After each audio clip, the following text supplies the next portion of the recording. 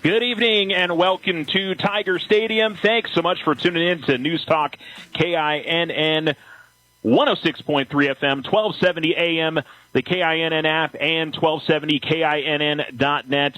It is a new era of Tiger sports on the radio, and I'm Charles Winnicky. Thanks so much for tuning in. We look forward to what will be a fantastic game tonight as the Alamogordo Tigers face off against the Santa Fe Demons.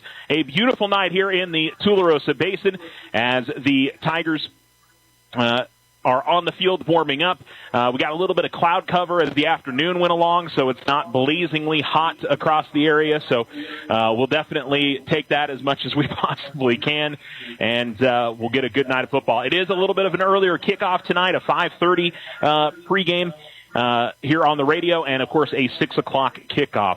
I'm still getting used to the gray field here at Tiger Stadium. They put it in last year, and one of those things that I think after a while I'll get used to it. But it's a fantastic surface, and the track is all the way finished. I think when we started last year, the track wasn't quite done yet at that point. So certainly excited to get another season going, and Alamogordo switched to Class 5A this season. I think there's a lot of excitement around that. Alamogordo knows that they'll be able to compete at the high levels in Class 5A, and the goal, I think, this season is going to be playing late into November and try to compete for a state championship this year. They've got a lot of really talented young men out there in the field, so certainly looks like they've got a chance to do something strong this year in Class 5A. Santa Fe is going to be feeling the same way, though. They're dropping from 6A to 5A this year, and they'll feel like they'll have a better chance to compete at the top end of 5A this season. That Northern District gets considerably better this year with teams like Santa Fe and Cibola and Los Lunas and Piedra Vista. So that's going to be a much better district. It certainly would appear to be. So there's a lot of things to get interested in as we begin a 2026 high school football season. But, of course, I know everybody here in the area is excited about the Alamogordo Tigers. And we are excited here at News Talk KINN, News Talk and Sports KINN, as that's a new era for this station. Don't forget, if you're coming on out to the game, if you're just tuning in and you're making your way out to the stadium, that the folks at 94 Key are doing their big giveaway, as they do every high school football Friday night, and giving away $100 in cash to 4 different people. So make sure you sign up for that if you come on down to the stadium tonight.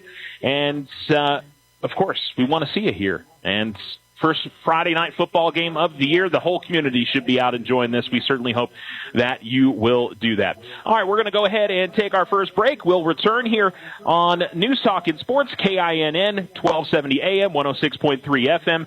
We'll also don't forget to tune in if you're online on 1270KINN.net and the KINN app. Back to Tiger Stadium. We're in Tiger football pregame. Alamogordo and Santa Fe coming up. We've got coach's interview coming up for you right after this.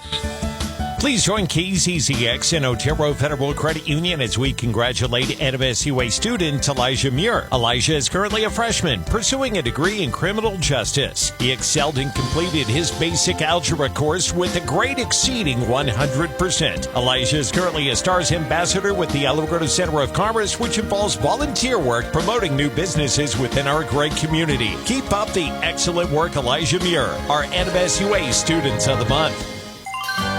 Move your bank account to Otero Federal Credit Union. OFCU offers savings, checking, or upgrade to an elite checking, bill pay, debit card, and online mobile banking. Combine that with some of the best loan rates in the area, and you have a new home for all of your financial needs at your fingertips. Visit OteroFCU.org to open your account today. Federally insured by NCUA. Equal housing lender.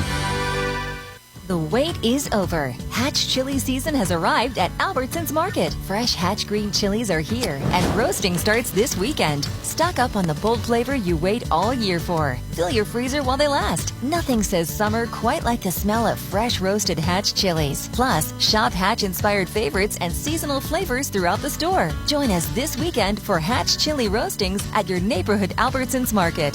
Albertsons Market. Better food, better life. Alamogordo. The Labor Day sale starts now at Ashley Furniture in the White Sands Mall. Save up to 60% on select items throughout the store. It's the perfect time to refresh that bedroom, upgrade the living room, or get your home ready for the new season with stylish furniture, comfortable mattresses, and more. Remember, active and retired military receive 10% off every day. Don't miss the Labor Day savings. Shop now and save up to 60% on select items at Ashley Furniture in the White Sands Mall. Hi, this is Rena from Back in Action Therapy, celebrating 25 years serving the Alamogordo area and helping our neighbors get back to living pain-free. From injury recovery to post-surgery rehab, our experienced physical therapy team is here for your complete healing journey. If you're ready to move better, feel stronger, and get back in action, we're here for you. We're Back in Action Therapy, celebrating 25 years. Call us today, 439-9878.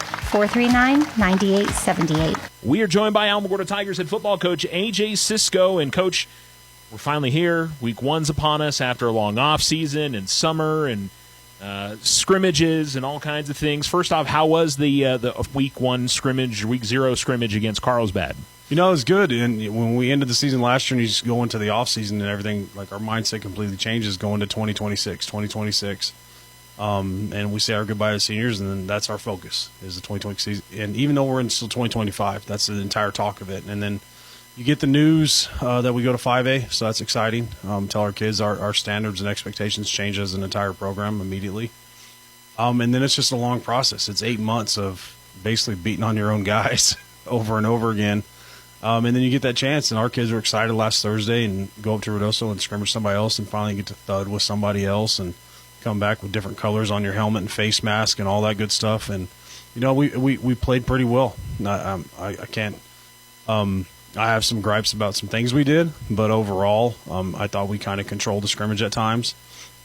Carlsbad's very big and athletic, and I thought we played really well defensively, didn't give up a touchdown. And I mean, nobody keeps score at a scrimmage and who wins, who loses. I mean, Carlsbad had success doing things, but we eliminated big plays. I don't think we had but one missed tackle the entire time and when we charted it. So defensively was really good. Offensively, we had success. We had only negative plays we had were on bad center exchanges, so that's a positive for us because we always want to be in front of the sticks. And ended up popping a 70-yard touchdown run. And kind of when our two tailbacks get loose, they can kind of end it pretty fast against just about everybody in the state. So really, really confident and proud of our kids and how they performed. And it kind of let our kids realize those expectations we've been talking about, they're here now. And we can play at this level and compete at this level late until November. And I know for almost every coach I talk to, when it comes to a scrimmage or something that doesn't count, it's more of the professionalism and the doing what you're supposed to do and acting like it's a real game and just going through that process. And I know with the amount of returners that you have, I'm sure that wasn't a problem for you. It's not. It's good when we got to when we didn't take our full group over there. We took about 34 kids. Our JV scrimmage Tularosa's varsity on Friday night, so most of them didn't make that trip for us, but the young ones that did, they got to experience what it's like and learn from the upperclassmen of how we travel. And everything we do is at a championship standard is what we're trying to set our kids to. Everything you do in life, everything you do each day is trying to get to a championship and set that championship standard. That goes to how we travel, how we dress, how we get through pregame, how we get through a scrimmage. And scrimmages are scrimmages. I mean, we didn't show a lot. Carlsbad didn't show a lot. It's very basic. You don't want to do anything. You just want to see how we compete and how do we react to adversity. And I thought our kids did that extremely well. When something went bad, there was no hanging the head. It was line up, let's go, next play type mentality. And that's that championship standard we're trying to get to and set with our kids. And I thought they responded pretty well. But it's an uneasy feeling going into scrimmage every year. You just don't know what you think you know, and you got to wait till you see it against somebody else. And what we thought we knew is kind of what we saw last Thursday, and we're excited for this week. And getting out of it healthy is obviously the other thing that extremely healthy. We ended up losing one kid. Not serious. We should have him back here in a couple of weeks, a young sophomore that's going to be a good player for us for the next 3 years. But other than that, we came out pretty healthy and not bang. I mean, you always have bangs and bruises and all that, but every one of our kids ready to go 6 a.m. Monday morning for the new game plan and get excited. And you can see it this week, just day by day of how much better and more intense we are getting to get to Friday because they are chomping at the bit for Friday night. So needless to say, it's been a good week of practice. You're happy with what you've seen? It's been a really good week defensively. Monday was a struggle offensively, and that's usually the case. Mondays are always a struggle just because you're throwing a lot at kids with install and information We give it to our kids in about 30, 45 minutes, and then say we got to go and perform this and go through it. And we're going to tweak what we did this past Monday to what we do this coming Monday, because I try to make some changes to make it easier for our kids. But Monday was a struggle, but it's always a struggle. Tuesday was really good on both sides of the ball.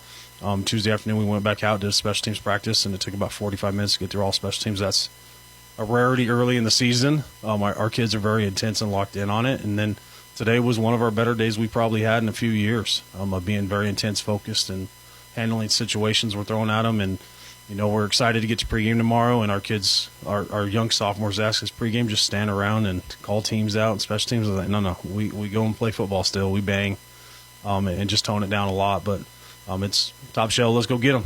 Yeah. We don't take days off from thudding against each other. And you see those older kids are doing a very good job leading the younger kids along of, hey, this is the expectation, this is standard. Rise to the standard. You're needed now.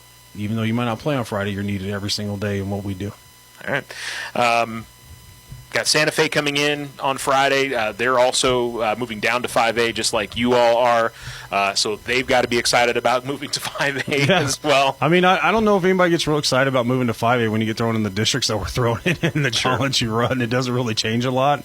It just changes how you match up with teams and depth you have in positions. Have you had a chance to watch any tape on Santa Fe going into this? You did, and that's the uneasy part as a coach or as a coaching staff is you play somebody new, and that's just about 6 or 7 teams on our schedule that we have not seen in 4 or 5 years, and that uneasy feeling of what do they do, who do they have returning. So, we pulled a couple of games from Santa Fe last year, and then try to get an idea of what they're doing. And like I tell our coaches, every football team's different. Like, we're going to be a completely different football team this year offensively than we were the last 2 years. So, like, you can't just base it off film from the last year. And then you get a scrimmage film, and the scrimmage film, just like us, it's very basic stuff, just trying to see what they do. And I can just tell you Santa Fe is very senior loaded, tons of seniors, tons of returners.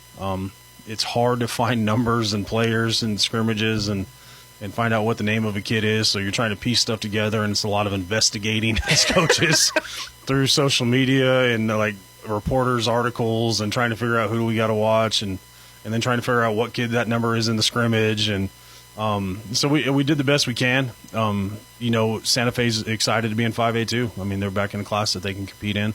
The talk in Santa Fe and knowing their coaching staff for a long time because they've been around a lot of other places and having success.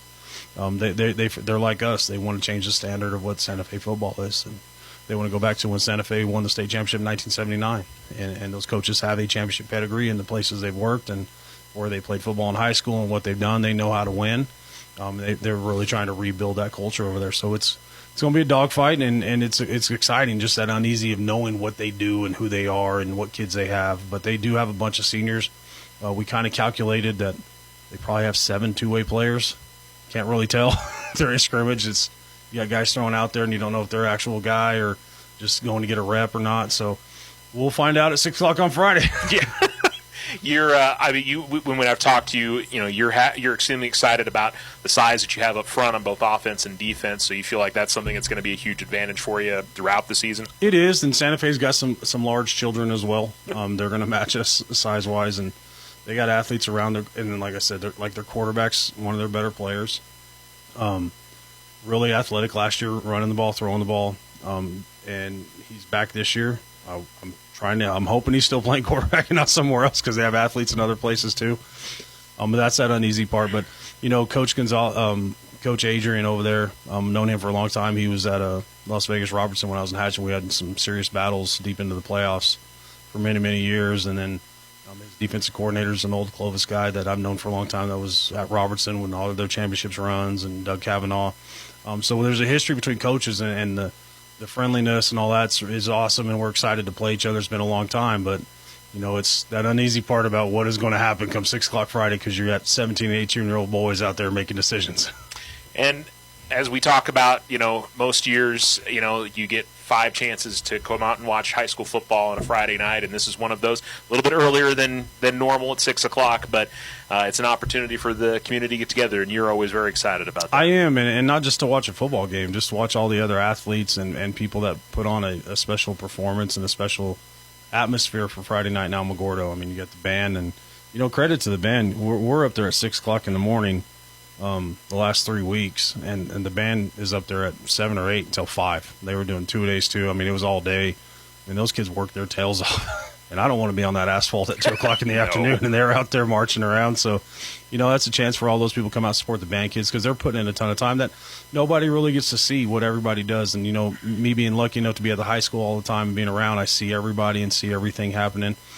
Cheer's been going on, and they had tryouts back in April, and then have been going all summer. And it's exciting for those kids. And those kids look forward to Friday nights. They only get so many of them. And, even though the most important thing is the football game happening, there's a lot of other people involved that have put in a lot of time and effort to showcase their talents, whether it's band, whether it's cheerleading, whether it's the student athletic trainers, whether it's Jay Rotzi marching out there with the flags to present the colors at the start of the game.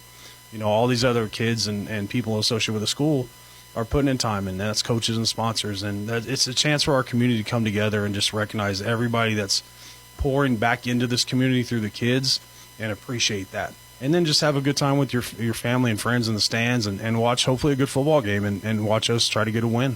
All right, we'll look forward to it. Again, 6 o'clock, be out there for the game. Maybe a little bit earlier than 6 would be good. Get those stands out there so everybody can enjoy, and get the kids out there early because they'll get to run out with the team. They'll get to run out with us through the tunnel onto the field and just kind of experience what a Friday night is in a one-horse town. And it's so special, and like I said, I love this community, and the people in it are great.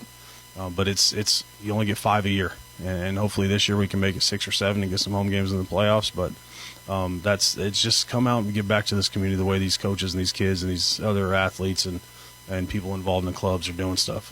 Let's support them and what they do. All right, Coach. Good luck, and look forward to it. I appreciate it, man. Go Tigers. Alamogordo, stop what you're doing. Everyone, listen up. The summer sales event is still on at Alamo Ford, and the deals are even hotter. Tell me everything. Get 2.9% APR for up to 84 months on select vehicles, plus no payments for 90 days. Want America's #1 selling truck? Get 0% APR for up to 36 months, plus 90 days with no payments on a new F-150. And get this, up to $9,000 in total savings on select brand new 2026 models. That's right, big savings, low rates, and no payments for 90 days. But don't wait. These summer deals won't last. So get to Alamo Ford, 1500 South White Sands Boulevard in Alamogordo. No markups, no gimmicks, just big-time summer savings. Get there and get your new Ford today at Alamo Ford. It's that. Thank you for helping make 5E's UFO's mission truly out of this world. Life is meant to be lived in motion, in the moment, on the go. If a sports injury or chronic pain threatens to slow you down, hold you back, or take you out of the game, Christus Health is here, right where you live, with complete personalized orthopedic care. Because you have a lot of games to play, miles to go, and life to live. Christus Health, your life, our purpose. Find care near you at christushealth.org.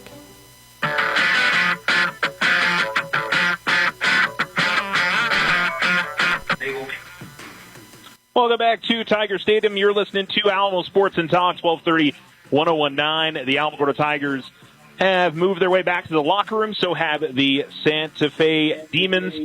And the Alamogordo Tiger Band is here. They're out on the field, the pride of the Tularosa Basin. Happy to have them here. The Alamogordo Tiger cheerleaders, of course, in the house as well. And the fans are filling in to the stands as we get a little bit closer to kickoff. We'll have Alamogordo Junior ROTC presenting the colors and the national anthem coming up here in just a short while as well. So all that coming up as we continue along here in Tiger Football pregame. You are listening to News Talk and Sports, 106.3 FM, 1270 AM, KINN, as our first Tiger sports broadcast on this station. We appreciate you joining us. And don't forget, you can also find us online as well. We're on 1270KINN.net. And you can download the KINN app on your Apple or Android products. Just search News Talk KINN, and you can find the app super easy. It is a great app and an easy way to listen to our broadcast. And, of course, all the other different things that we have going on News Talk, including the Brian Kilmeade Show weekdays from 7 to 10, Clay Travis and Buck Sexton, 10 a.m. to 1 p.m., Sean Hannity's 1 to 4, Dave Ramsey 4 to 7, Mark Levin from 7 to 10 p.m. Normally those will be obviously on Friday nights and maybe a few other evenings. We'll have some Tiger Sports for you on those evenings. So just a heads up on that for you. Well, this is an Alamogordo Tiger football team that, Coach obviously, is going to talk more in wide swaths and the things that he really likes about this group. But you have a young man in Bryson Bloom that's going to be playing football at the University of New Mexico next year. I think you have another young man in Nathaniel Saraceres that should be playing somewhere on Saturdays next season as well, whether it's Division I or JUCO or something. He is a spectacular athlete and an impressive one that we're going to see throughout the season. One thing to watch this year is it'll be a sophomore quarterback. Rudy Wolf is going to be the starter. So, you lose just a wondrous athlete in Nate Best last year who, he could do pretty much anything out there on the football field. That'll be something to watch. But Alamo's really good on the offensive line. They're returning a bunch of guys there. They're good at the skill positions at running back and wide receiver and tight end. Defensively, they're very good in all those positions. On the line, they're big and strong. Really good linebackers. You're going to see Bryson and Nathaniel play both ways. And I think they're both in that linebacker core this year. The secondary, from the corners to the safeties, are solid this season.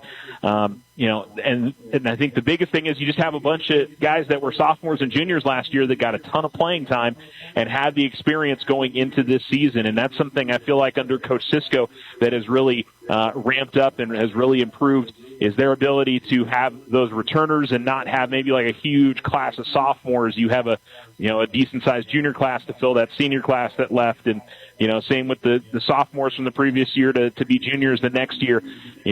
The program is strong from the freshman to the JV to the varsity to the 8th grade and 7th grade programs at the various middle schools here in Alamogordo. So there's been some positives.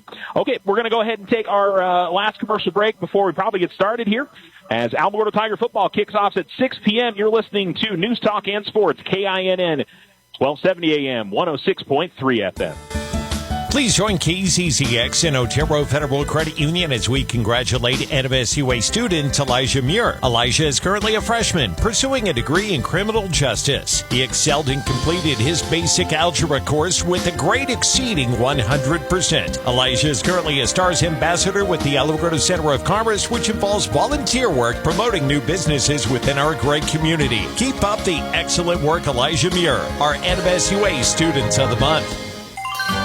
Move your bank account to Otero Federal Credit Union. OFCU offers savings, checking, or upgrade to an elite checking, bill pay, debit card, and online mobile banking. Combine that with some of the best loan rates in the area, and you have a new home for all of your financial needs at your fingertips. Visit OteroFCU.org to open your account today. Federally insured by NCUA. Equal housing lender. Hi, this is Kerry Maupin with Western Ace Hardware in Alamogordo and Tularosa, inviting you to our end of summer sale with savings throughout the store. Keep the grilling season going with Traeger, Weber, and Blackstone grills, perfect for backyard barbecues and tailgate parties. Make your home shine with great deals on appliances from Maytag, Whirlpool, Amana, and Speed Queen. We offer competitive prices that rival the big box stores, plus 12 months, no interest financing. Buy today, take it home today, or schedule a convenient next day delivery. Planning a home project? Stop by our state-of-the-art paint studio featuring Benjamin Moore paints and check out our huge selection of Milwaukee, DeWalt, Ego, and Craftsman power tools to help you tackle the jobs like a pro. And with hunting season just around the corner, visit our gun gallery. We have a large selection of hunting rifles, pistols, scopes, and ammunition. Industry shortages are already affecting inventory. So shop early for the best selection. We're Western Ace Hardware. Helpful, local, and always here for you. And we appreciate your business. Ace is the place with the helpful hardware, folks. Hi, this is Brenda from CJC Senior Restaurant. With school starting back up and schedules getting busier, take the night off and let us do the cooking. Come relax and enjoy our traditional Mexican entrees. Try our chicken fajitas or our fiesta combo. We won't let you leave hungry. Open 11 to 7 Tuesday through Saturday at 2300 North White Sands Boulevard. CJC Senior Restaurant.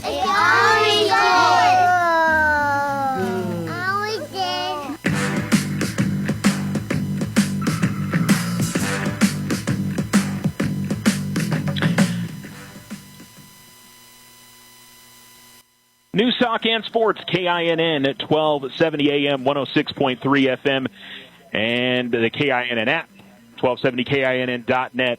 Thanks for tuning in, and we have just finished up with the national anthem, the Air Force Junior ROTC program here at Alamogordo High School doing their thing, and the Alamogordo High School Tiger Marching Band with the national anthem tonight.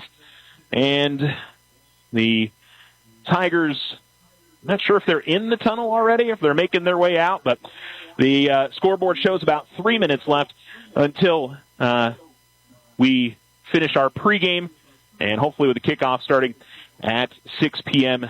tonight.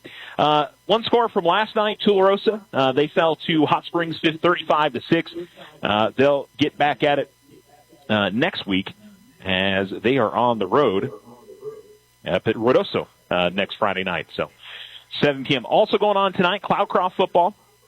They are on the road tonight, I believe. They are actually playing in Vaughan, taking on Cuesta this evening. So it's I guess technically a neutral site game that they're playing that one. Mescalero Apache, though, is at home this evening as they host Alamo Navajo in their season opener. That kicks off at 7 p.m. tonight. Other high school sports happening throughout the area. The Eunice volleyball tournament is happening this weekend, and Mescalero Apache, Cloudcroft, and Tularosa all competing in that. So we'll have some scores up on the Otero County Sports Facebook page hopefully this evening for you, along with the football scores. Alamogordo boys soccer plays tomorrow at home, 9 a.m. JV, 11 a.m. varsity as they take on Chaparral. As here come the Tigers out on to the field and led out front by Nathaniel Sarasaris and Bryson Bloom as they are dressed in their black uniforms tonight, black pants with gold stripes down the side, black helmets. And the kiddos running out onto the field as well. This is something that I've really enjoyed over the last few years. Coach Cisco has got started, is letting the little ones run out on the field behind the Alamogordo Tigers. Good way to get the younger generation involved because they want to strap on those shoulder pads and helmets one day and be out on the field for a Friday night. They look forward to that.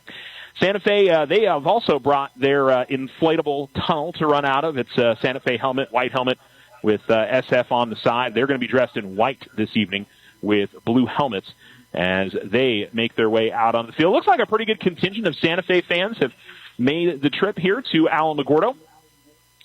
And the Demons are now out on to the field. White with blue numerals for them, some gold trim and outline on the numbers.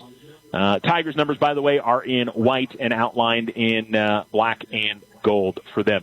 Alamogordo's bench is on the near sideline. Santa Fe's is on the far sideline. Of course, we've got the gray field turf. It's gray from the goal line to goal line, sideline to sideline. And then it's the end zones are in black with Tigers in gold, and then a mountain landscape, or I don't know if it's white sands. I asked the question last year. I forgot if it's white sand dunes or if it's mountains. It's one of the two. And then the outer sidelines are outlined in gold for those of you maybe never been here before. Maybe some of you that are maybe listening from outside the area. Hopefully giving you guys a good picture. Sitting here on the home side, just a beautiful view of the Sacramento Mountains. Honestly, very few press box views I feel like beat this one across the state of New Mexico. It is a lovely place to watch a football game for sure. It's definitely warm. I saw the temperature still 95 degrees out there, but we've had some cloud cover. It helps. I'm sure it is still pretty warm out there. And you got to think first game of the year and heat cramping could be something that we'll watch for tonight for both teams. Alamogordo is going to receive the kickoff. They're going to go from right to left. Sarah Saris and Tristan Bowman are going to be back deep for the Alamogordo Tigers. That'll be right to left on your radio dial. And as we hit the top of the hour, let's pause 10 seconds for station identification. Celebrating America's 250th birthday. KINN Alamogordo, 1270 AM and translator K292GJ on 106.3 FM. And so the Tigers will kick off going right to left. Receive right to left. The Demons will go from left to right. And I guess it's been a while since Alamogordo's played Santa Fe High School. I've been doing play-by-play for Tiger football for 20 years, and I don't believe I've seen Alamogordo take on Santa Fe previously. I know I've never called a game at their stadium up at Ivanhead because it's such a cool stadium. I would have remembered that one. So certainly a matchup we haven't seen a ton of. So excited to see this one get underway. Santa Fe's teed up the ball, and we are ready to get the 2026 season underway. Thanks for tuning into KINN 106.3, 1270 News Talk Sports, as it'll be number 88 for Santa Fe to send it deep. That is Billy Jackson, as he will kick it in the air, and it'll be Bowman to take it at the 15, to the 20, to the far hash, to the 30. He's to the 35, still running, push back across the 40, and it'll be 1st and 10 for Alamogordo in very good field position for Tristan Bowman, as he takes it to the 42-yard line on the first play of the 2026 season. Tigers will have it on the far hash to begin. This is not going to be a different Alamo team offensively. You know, they're going to want to run the football and be aggressive on you, and we'll see how that goes. Yadiel Torado Rivera is the wide receiver down to the bottom side. Ethan Futafong is the tight end off the left. Bloom will be the tailback. And it looks like right now Saris is in at quarterback, as he takes the snap, option to the left, tosses it to Bloom. Bloom to the 40. Bloom is going to be tripped up, and a pretty solid tackle, be no gain, as Bloom looks a little worse for wear after that, and he's going to limp off the sideline. That is not a good sign for the Tigers. And so he will come out, and not putting a whole lot of weight on his right leg. Hopefully nothing too serious. So it'll be 3 wide receivers in the set. And here comes a fake of the handoff. Saris to the 45 as he took the snap again. And he will bounce it out of bounds to the near sideline, as he will go to the 49-yard line, as he'll pick up, it looks like 6 on the rush. It'll be 3rd and 4 for Alamogordo, just shy of midfield. And here's the snap and the handoff straight ahead, and pushing, trying to fight for first down yardage, but not much there, as the Tigers come up. Now waiting to see where they end up spotting the ball. And that's Kamani Patterson, who gets it across the 50-yard line. That ended up being a bit better run than I think it initially looked. He's going to get 3, so it's 4th and 1, and Alamogordo's lined up and ready to go.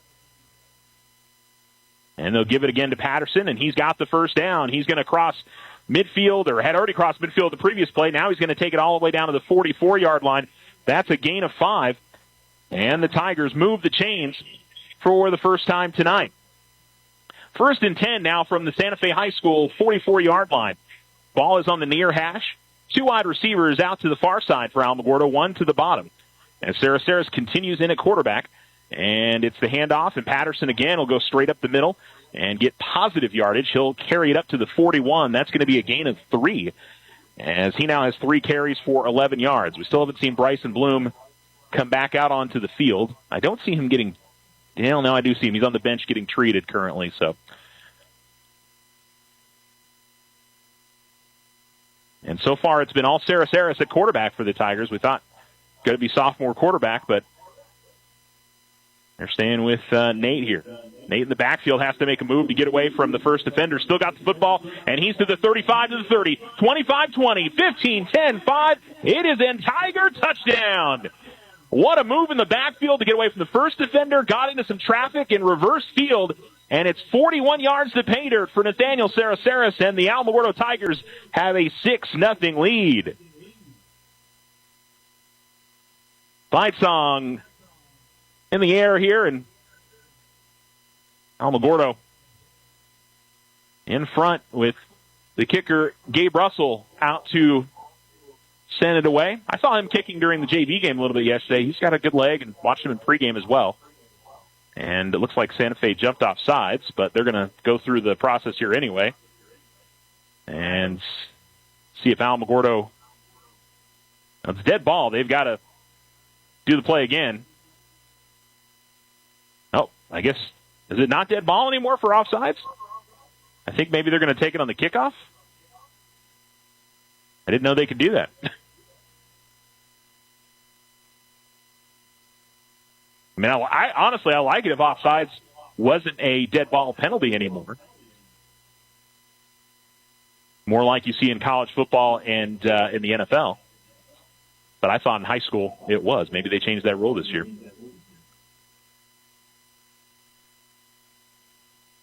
And one of the officials now coming over to talk to Coach Cisco again. We're keeping it right here just because I don't know if we're going to kick the extra point again.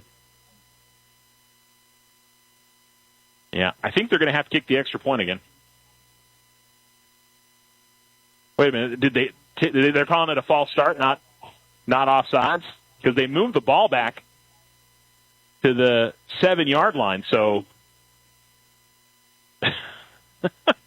it certainly appeared that one of the Santa Fe High School players jumped across the line of scrimmage, but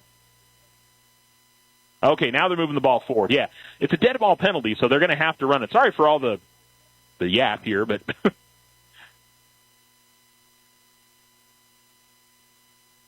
and I think maybe if they thought there was a rule change, they could take that down and take it on the kickoff. But curious if the Tigers with the ball inside the 1-yard line now, or the 1.5-yard line, do they still do an extra point, or are they going to try and now Coach Cisco's talking to the white hat official, which, by the way, the officiating crew tonight is John Daniels, the referee. Daniel Silva's the umpire. Randy Coryell is the head linesman. Samuel Lara Jr. is the line judge, and John Moore is the back judge tonight. So Russell is going to kick the extra point.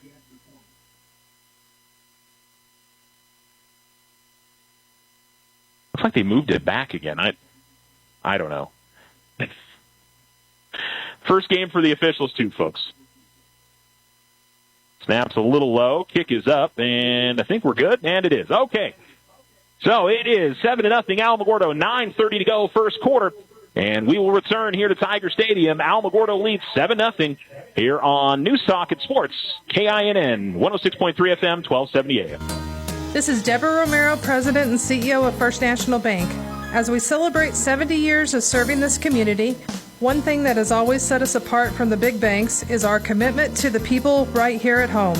We're local, accessible, and proud to grow alongside the families and businesses we serve. While the larger banks focus on expansion, we focus on relationships and strengthening the community. That's the difference at First National Bank. Member FDIC.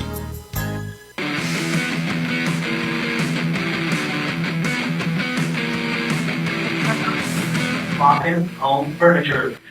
Home Sports and Talk, 1230, 1019. Welcome back here to Tiger Stadium as Alamogordo has the lead 7-0 and ready for a kickoff. You're listening to News Talk, KINN. It's 1230 AM, 1270 AM, 106.3 FM.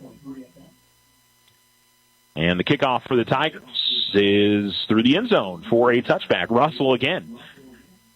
And Russell, I believe, is a junior. No, sophomore, I'm sorry. And the Tigers will see the Demons begin this drive at the 20-yard line. KINN app, 1270KINN.net. All ways to tune into our broadcast throughout the season. And we hope you'll be able to do just that. So the Tigers out on defense for the first time, and we'll get to see this Santa Fe offense at quarterback Manuel Pena. And they'll start out at the pistol. So running back behind Pena. 2 receivers at the top, 1 to the bottom. Pena takes the snap, and he'll drop back to pass. Stands in the pocket, steps up, and he's going to be brought down at about the 21-yard line. Jaden Valdez was spying him and was able to bring him down after just escaping the pocket. And the Tigers make it 2nd and 9 for Santa Fe. Coach talked about Pena, probably their most dangerous offensive player, but we'll be interested to see what they do offensively. Are they going to try to run it mainly and looking to run it up the middle here, and Pena trying to pick his way through traffic, but not much there. He's going to lose his hat here. He was brought down by number 59 for the Tigers, Xavier Garnan-Canelo, as he had ran into a host of other Tigers as well. A gain of 1 again, and it's going to bring up a 3rd down and 8. So he loses his helmet. I think he has to come out for a play, and it looks to be the case. And so we'll see a new man at quarterback here. It's going to be Francisco Chavez, the sophomore. Trips to the top, 1 to the bottom, and we've got a whistle, and maybe the play clock was not working correctly. Okay, they're rolling it now. Looks like it's working. Out of the pistol again for Santa Fe. 4 wide receivers, 3 down linemen for Alamogordo. Man in motion from the far side as he'll come into the backfield.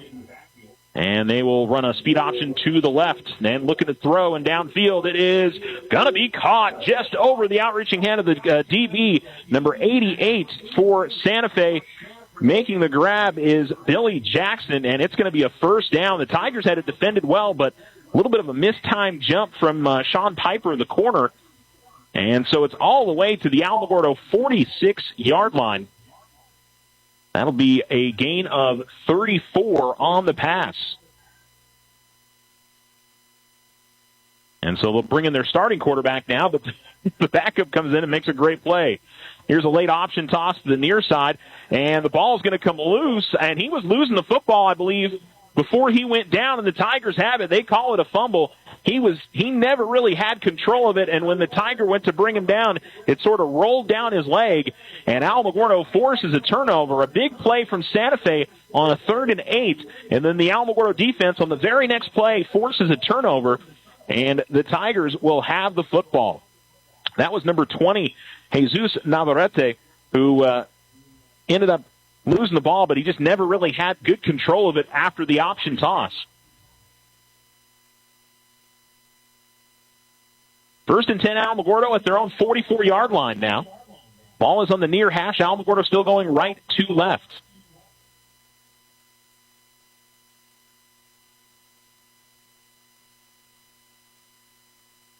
Here's the snap and the handoff. We see Wolfen at quarterback for the first time. And the handoff and straight ahead for 2 yards, it's Patterson.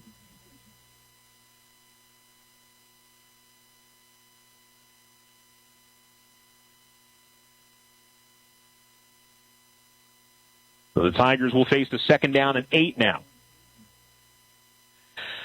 2 receivers to the top and 1 to the bottom.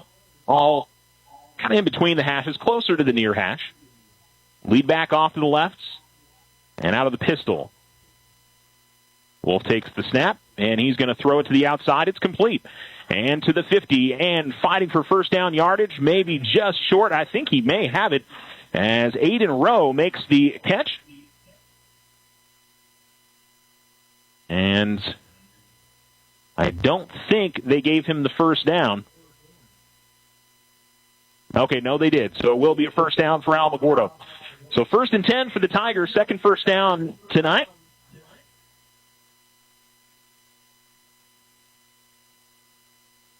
Two receivers to the bottom and 1 to the top. The snap, and Wolf will hand it off. And from the running back position, making some moves in the backfield is Saraceres. He continues to fight, lost his helmet, and continued to push forward, and a flag comes down. You got to wonder if there was a face mask involved there that brought the helmet off his head.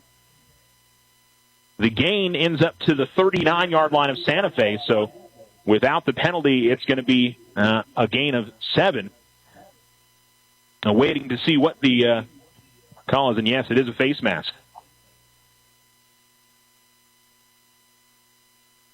Just an update. I see Bryson Bloom, he's getting some tape put on his right ankle on the athletic trainer's table currently, so maybe we see him again tonight. I think if Alamogordo, by the way, that's a 15-yard penalty, first penalty of the game.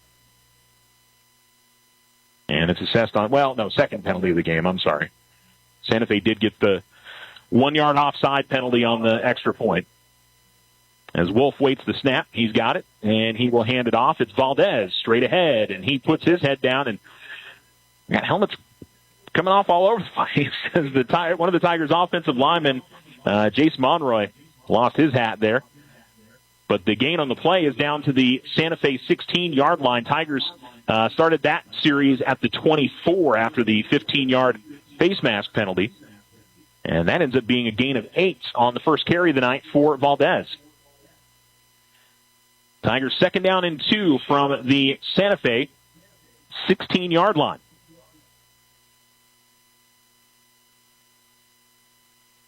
Two receivers at the top, one at the bottom. Wolf in the pistol. Saras will line up behind him. 3 down linemen for Santa Fe. Wolf fakes the screen, goes to the end zone. He's got the touchdown. Tristan Bowman makes the catch. It is a 16-yard completion as the sophomore Wolf How do I protect myself on the money. inheriting a timeshare? And the Tigers in front now, 13-0. Going to end up owning this because you won't sign the transfer. 2 really solid offensive drives for the Tigers. Faked the bubble screen, got the defense to bite down on it, and the second wide receiver was running straight for the end zone. And it was a well-thrown pass by Wolf. Here's the snap. The kick is up.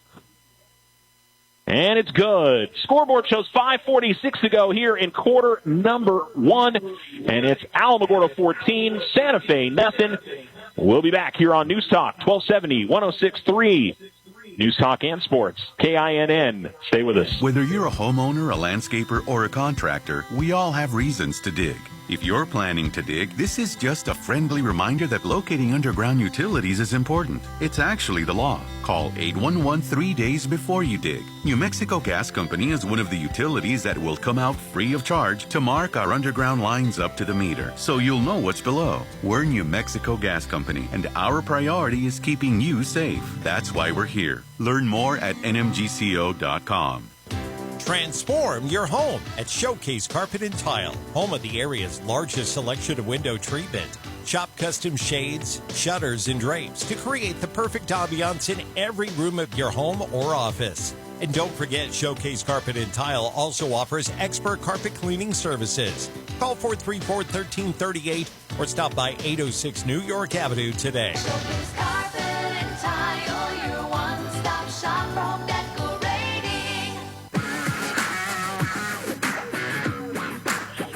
Alamo Sports and Talk, 1230-1019.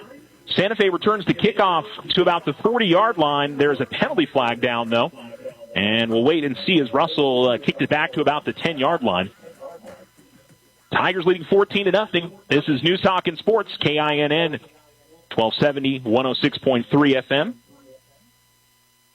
And the officials are still having a conversation. So Nate Saras with the touchdown run to begin the game for the Tigers as he punched it in with 9:30 to go in the first quarter, and then it's Rudy Wolf on the 16-yard touchdown pass to Tristan Bowman, and that has the Tigers in front. And the officials still talking it over, holding on Santa Fe, so it's coming back. Now it's a hold. And so it looks like they're going to mark that off from the 35. So Santa Fe will start, I believe, at the 25. Would appear to be the spot. Officials are still discussing. I'll say it again. First game for the officials as well. But about as good a start as you could want for the Alamogordo Tigers. I think the only thing that has been maybe a concern is Bryson Bloom. Very first play from scrimmage looked like some sort of lower body injury, and we haven't seen him since. He's still out on the field, and they taped up his ankle, and he put his shoe back on, and so we'll see if we see him again. But I think the Tigers have, obviously that young man's going to do a lot of great things this season, and hopefully nothing too serious. But this is a group that's got a lot of talented players, no doubt about that. Saras with a big run. Wolf with a great pass to Bowman.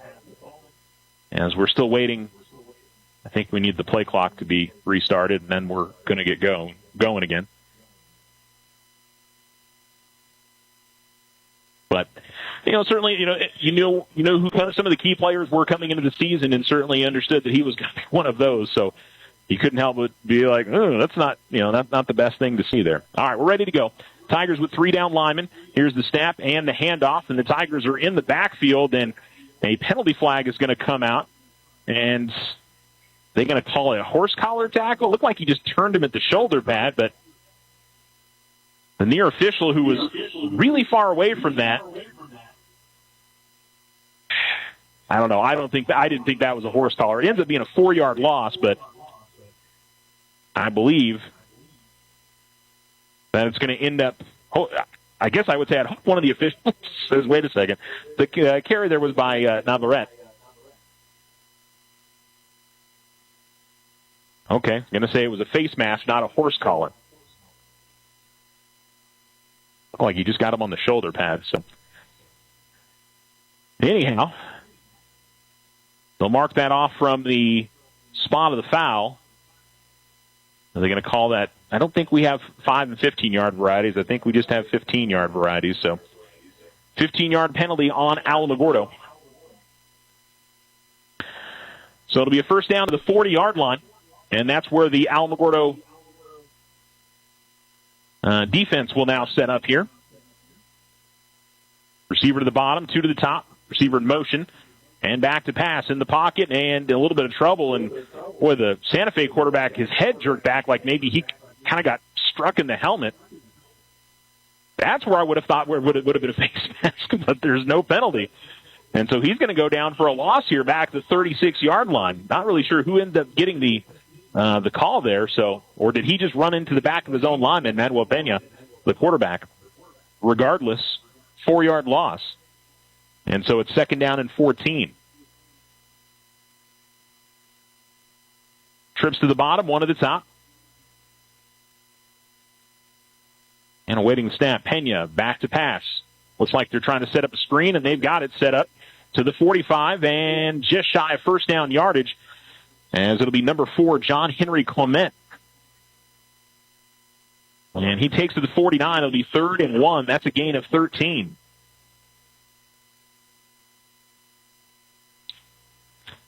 Quickly to the line of scrimmage.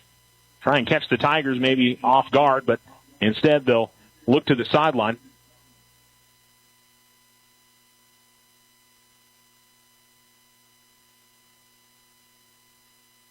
Here's the snap, and a back to pass again. Looking, now rolling out to his right. There's pressure.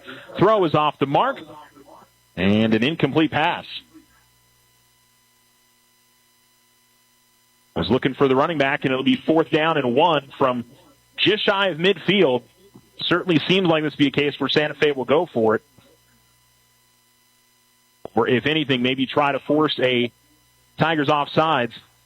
It's 4th and a little bit longer than 1 yard.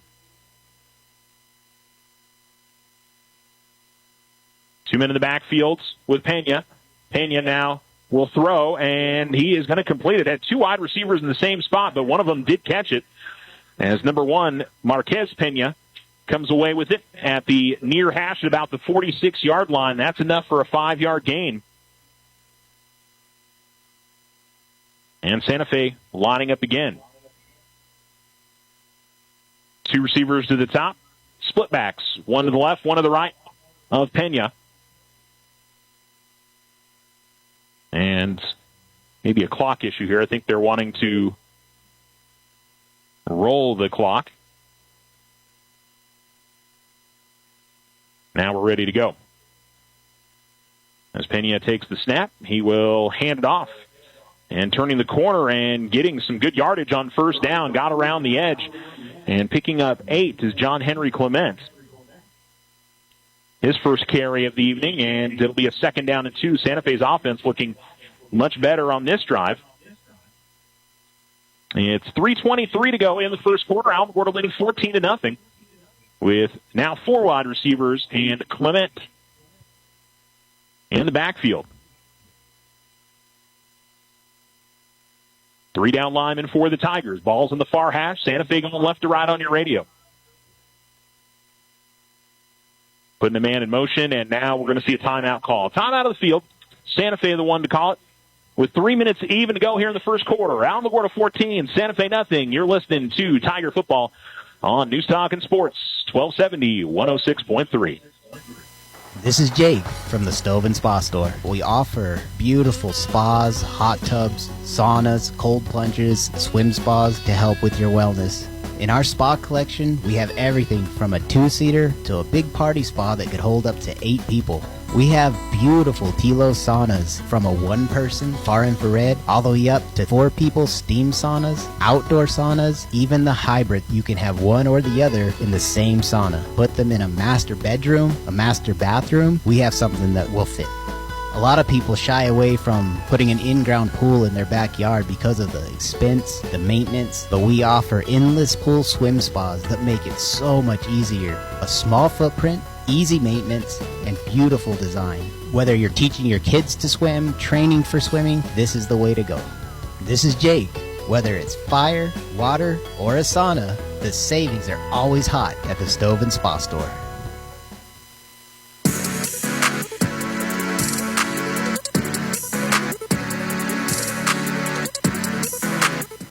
Second down and 2 for Santa Fe. You're listening to Tiger Football on 1270 AM and 106.3 FM. Here's the handoff to Clement coming to the near side. He's going to have the first down. Ethan Putafong is going to be the man who gets to him, but not before he gets the the line to gain.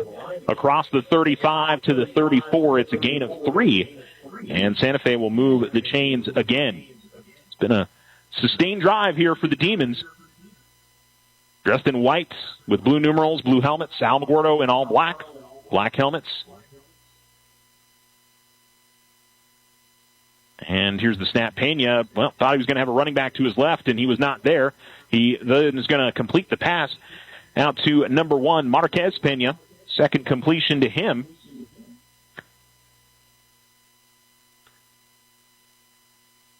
And it's to the 31-yard line. It's a gain of 3.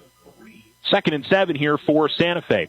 2 receivers at the top and 1 at the bottom. Pistol formation running back behind Manuel Pena. Tigers with 4 down linemen. And here is the handoff. And in there to make the stop after a gain of 1. That was number 59, Xavier Garden Canelo, who makes the stand there for the Tigers and maybe not even a yard.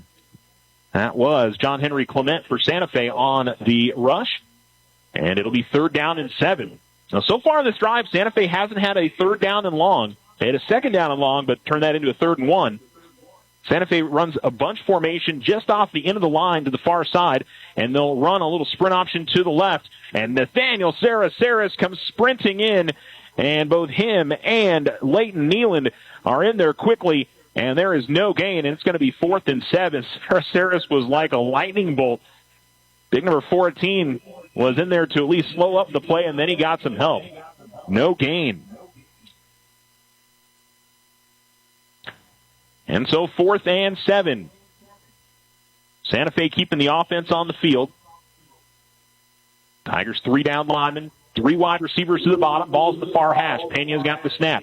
Here's the throw. It is complete between 2 or 3 Tiger defenders. Nobody really made a play on the ball, and it's complete to number 10, Tristan F. Ramirez.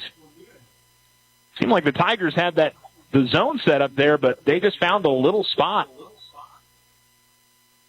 And so 1st and 10 for Santa Fe, all the way down to the Alamogordo 16-yard line. It's a gain of 15 on the completion.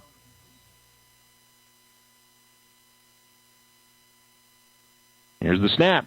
Fake of the handoff. Pena looking to throw. Some trouble in the backfield. Toes the end zone. He's got his man open for the touchdown. So it's a 17-yard touchdown. Ramirez again on the completion. As Pena finds him. And Santa Fe an extra point away from making this a 7-point ball game. 1:04 to go. And a big response that Santa Fe needed there after the Tigers had jumped in front 14-0. But the Tiger defense had trouble getting off the field on 3rd and 4th down on that series. Or on that That drive, I should say.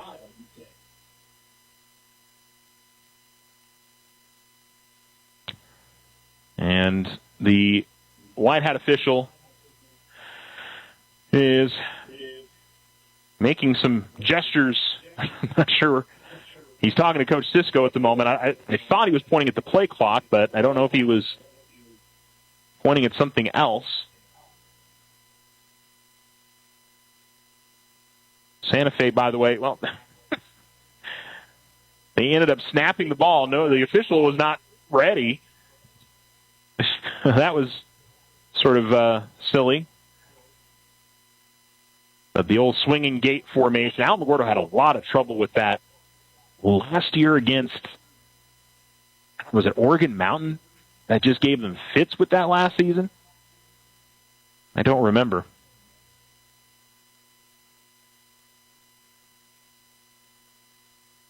Now, the official seems to be done having the conversation with Coach Cisco. I didn't see anything that changed noticeably out on the field, but maybe they were relaying a message up to the scorers, or maybe Cisco was talking to the official. But again, they'll line up in this swinging gate formation where they they'll just snap it off to the left or snap it back, and they do snap it to the left. And the run straight ahead and pushing forward and not getting there is going to be number 4, John Henry Clement.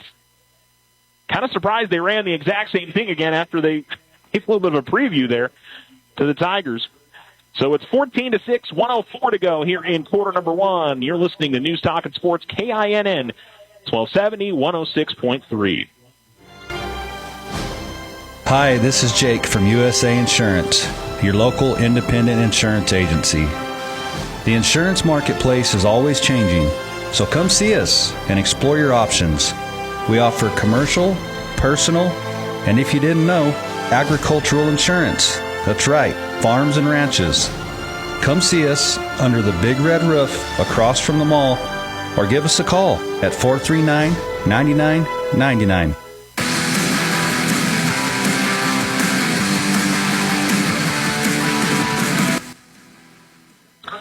Tiger Stadium here on a Friday night. Alamogordo leads 14-6. They'll get their offense back out on the field. And after a 17-yard touchdown pass for Santa Fe High School, Manuel Pena goes to Tristan Ramirez. And then they tried a trick play on the two-point conversion. Did not convert. And that allows Alamogordo to have the 8-point lead. If Santa Fe maybe tries something on the kickoff here, or if they go deep, and they do try an onside kick, and the Tigers are going to fall on it. So they did get tricky there, but Alamogordo was ready to go. Nobody went and ran back, covered up by number 20 for Alamogordo, Caleb Bickham. And so the Tigers will have good field position at their own 48-yard line after the onside kick. Does not work for Santa Fe, trying to gain back some momentum. Alamogordo's offense has looked good. 2 sustained drives, going maybe not the full length of the field, but at least having to go past midfield both times.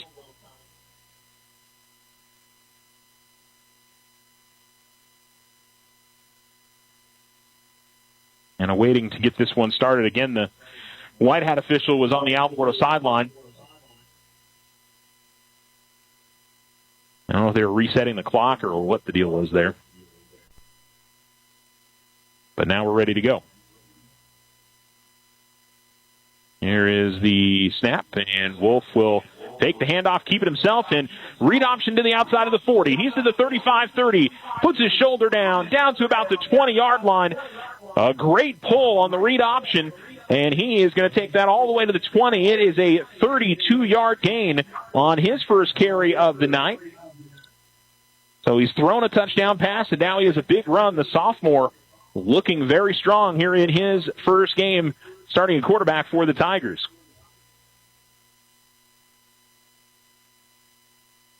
First and 10 on the far hash at the Santa Fe 20-yard line. Alamogordo still going right to left. Less than 30 seconds remaining here in this first quarter.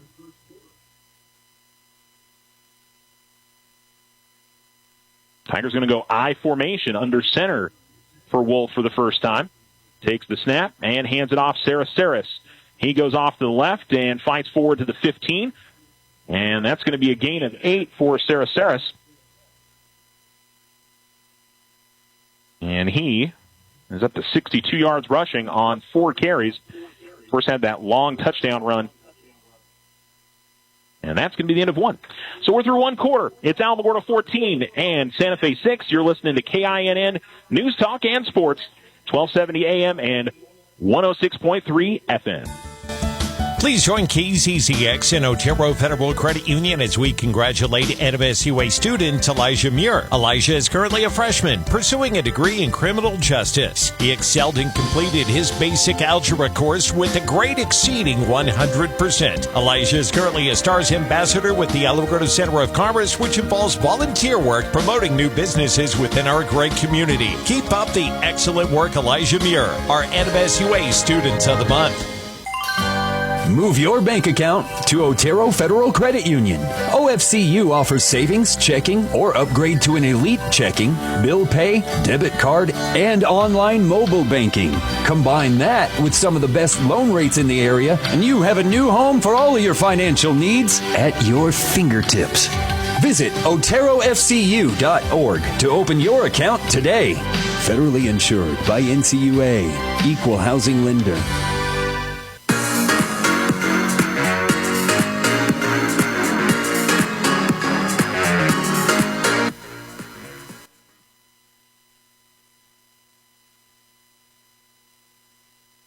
Welcome back here to Tiger Stadium, start of quarter number 2. And the Alamogordo Tigers lead 14-6 and are threatening again. They have got it just outside the 10-yard line. Switch directions now. Alamogordo going left to right. And Santa Fe with their back up against their own goal line here. 14-6, Tigers in front. Rudy Wolf in at quarterback. Jaden Valdez is the fullback. And dotting the I in this I formation is Nathaniel Saraceris. 2 receivers to the top for Alamogordo. And again, the head official, John Daniel, was kind of standing over the football to wait for the play to get started. Now the umpire is going to back off, and we'll be ready to go. The crowd has filled in nicely as we've gone throughout the evening. Wolf going under center. Here's the snap. And straight handoff, Saraceris to the left side. He should have the first down. Oh, the ball came out, but they're going to say he was down prior to the ball coming out as he crossed the 10-yard line.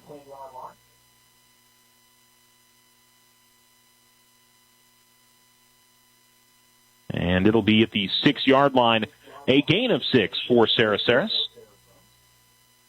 First and goal for Alamogordo on the far hash mark at the 6-yard line. And Patterson will now come in as the tailback for Alamogordo. 2 receivers. As Wolf, again, will go under center. Back in the box here. Oh, ball's on the ground. Wolf will just fall on it. Did the smart thing instead of trying to pick that up. That was something Coach had talked about a little bit, was some center quarterback exchanges that they had issues with in the scrimmage. So it looks like a loss of 1 on just the cover-up by Wolf, and that's one that you're okay with. You only lose a yard, and you live to run another play here. They're going to bring Leighton Nealon now in as the tailback, and it looks like they're going to back it up and now run out of the pistol. They'll use Valdez as a lead back. As Wolf will fake the handoff and roll out to his right. Now he's just looking to run. He's looking for the front corner of the end zone. He is not going to quite get there, it looks like. He'll be pushed out of bounds at the 3. Couldn't quite find that, or maybe, no, he's actually going to get out the 1-yard line. So it'll be third and goal from the 1 for Alamogordo after a 6-yard gain. Try to bootleg and see maybe if they can get somebody open, but Wolf took what was available, and now the Tigers just 1 yard away from punched in for their 3rd touchdown. They're up 14-6, 10:53 to go in the second quarter, if you're just joining us. And Tigers ready to put this one in. They'll go back to the pistol. Sarah Saris is in at running back.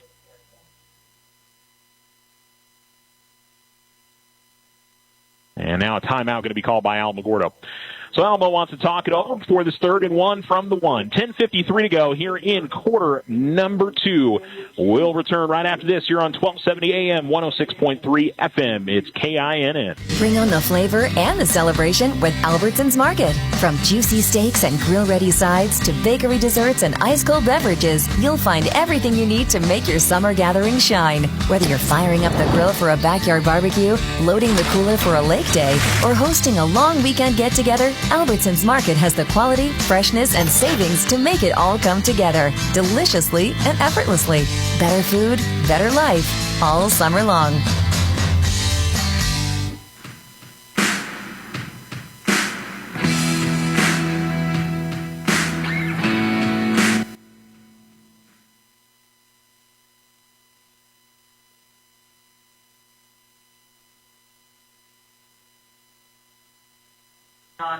Tigers lined up and ready to go.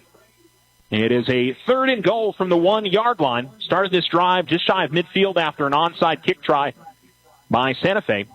And Alamogordo trying to go back out to a 2-score advantage. Sarah Saris, he's going to be the quarterback as they'll take it out of the shotgun. He's got the snap, gets behind a few guys. He is going to get into the end zone standing up. And Alamogordo with the touchdown, 2nd touchdown of the night for Sarah Saris. 69 yards rushing for him. And Alamogordo an extra point away from going up by 15. I've had a long summer, folks. Trying to do the quick math in my head sometimes is if you're tuning into me for the first time doing sports, sometimes the quick math is not happening in the brain synapses. Bowman the holder, Russell the man to try the extra point. It's up. It is good. 21-6. Alamogordo in front over Santa Fe. 10:47 to go in quarter number 2. You're listening to News Talk KINN. And you're also tuned in to 106.3 FM as well. We'll be back right after this.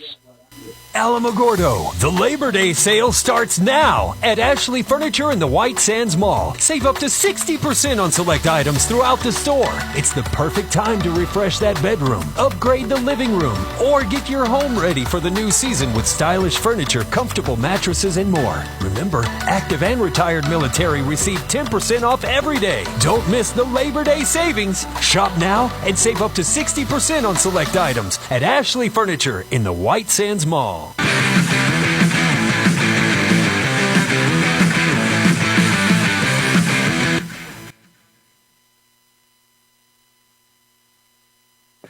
Gabe Russell ready to send it away, left to right. Santa Fe with 2 men back at their own 5-yard line.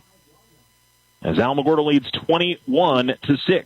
Here's the kick. It's high and a little bit short, and it is going to stay inbounds and all the way back to the 5-yard line. Finally able to pick it up, but this is going to be terrible starting field. Another great kick from Russell as he was able to kind of coffin corner that and keep it inbounds. And good coverage downfield by Alamogordo. And so Santa Fe is going to start inside their own 10-yard line. 21-6, Alamogordo in front. It's been a great start to the season so far. I know the defense would love another stop here after Santa Fe went down the field and scored last time out. Defense chopping at the bit to see if they can get it back to their offense and increase that lead. So they'll start from their own 7-yard line. Will Santa Fe going right to left. And I think a new man in at quarterback. It's Francisco Chavez, number 9. And he will hand it off and up the middle, pretty big hole. And picking up solid yardage is Jesus Navarrete as he crosses the 10 and takes it out to the 12. That's going to be enough for a 5-yard gain. And it'll be 2nd down and 5 or 6 here for Santa Fe. One receiver to the top, 2 to the bottom. Running back is behind And it's Chavez in a quarterback here. Chavez rolling to his left. He was wanting to throw. Now he's just going to turn up field, and looks like he's going to have enough for a first down as he rolled out to his left. And he'll take it to the 20-yard line and pick up 8. And that is a first down for Santa Fe. Near the top of First Street. Your kids So after being inside their own 10 to start the drive, they get some space here and work it to the 20. Been impressed with Santa Fe's offense. They've looked good. Make dental care fun. The two receivers at the bottom, now one at the top. Here's the handoff, and working across the 25, and had a couple of Tigers hanging on to him, but he gets to the 29-yard line as number 4, John Henry Clement, gets the carry this time. Their offensive line's being able to create some holes here for against this Alamogordo defense. And it's going to be 2nd down and 1. Line up with a big formation and a quarterback run to the left side. Tigers have that really well corralled, though, and maybe got back to the line of scrimmage, did Chavez, and it'll be a 3rd down. Now it looks like he lost 1.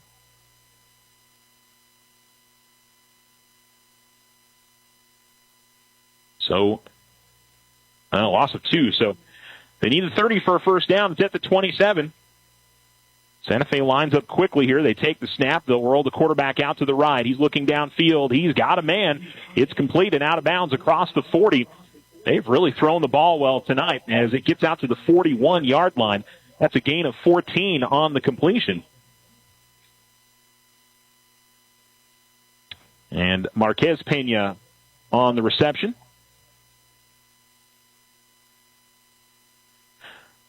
And it'll be 2 receivers at the bottom, 2 men in the backfield, along with Chavez. Chavez will take the handoff, looking to throw. Comes the near sideline. He completes it again at about the 50, at about the 49, into Alamogordo territory to the 48, and that's going to be enough for a first down. Looks like an 11-yard completion as Marquez Pena gets another completion to the 48-yard line, actually, so it's a 12-yard gain, but 1st and 10. And Santa Fe has gone from inside their own 10 to past midfield now, but then a missed throw on the very first play. Just tried a quick bubble screen to the near side and airmailed there by Chavez. Just a second incompletion, though, whether it's been Chavez or Manuel Pena at quarterback for Santa Fe. They have really thrown the ball well this evening. 2 receivers at the bottom, 1 at the top. Man in motion, and they will give it to that man in motion. Tigers, though, able to trip him up or at least slow him down. He did get past the line of scrimmage, but Navarrete gets just 1 yard on the rush. Trying to jet sweep, and Tigers were in the backfield to at least not able for him to get a really good running head start. And so it'll be 3rd and 9 here for the Tiger defense. Try to get off the field. They have not been able to do so. The one stop they've gotten on defense was a fumble.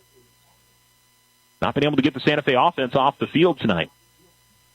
Out of the pistol. And here's going to be a straight run to the near side. And the first down and a whole lot more. 20-10 touchdown Santa Fe. Just a big hole opened up to the near side as that one goes 47 yards. And Francisco Chavez puts it in for Santa Fe. The Demons, again, go right down the field. That was a drive for 93 yards. And they make this a 1-score difference again. Unsportsmanlike conduct on Santa Fe. I didn't see what happened. Something I'm guessing maybe when Pena got into, or Chavez, I should say, got into the end zone is all I can imagine, or if it was one of his teammates, I don't know. I had already started to look down at my score sheet to mark down. So, and it could have just been something that was said. I don't know.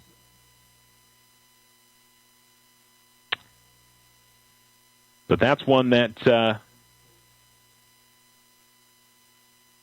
Santa Fe will be frustrated with. I think Alamogordo is going to take it on the kickoff.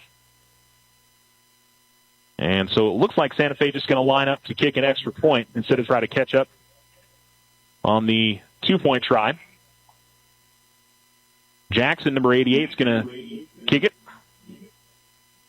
Here's the snap. Kick is up, and it is good. So it's 21-13, 7:33 to go in quarter number 2. Alamogordo in front. You're listening to News Talk and Sports, 106.3 FM, 1270 AM, KINN. Hi, this is Rena from Back in Action Therapy, celebrating 25 years serving the Alamogordo area and helping our neighbors get back to living pain-free. From injury recovery to post-surgery rehab, our experienced physical therapy team is here for your complete healing journey. If you're ready to move better, feel stronger, and get back in action, we're here for you. We're Back in Action Therapy, celebrating 25 years. Call us today, 439-9878. 439-9878.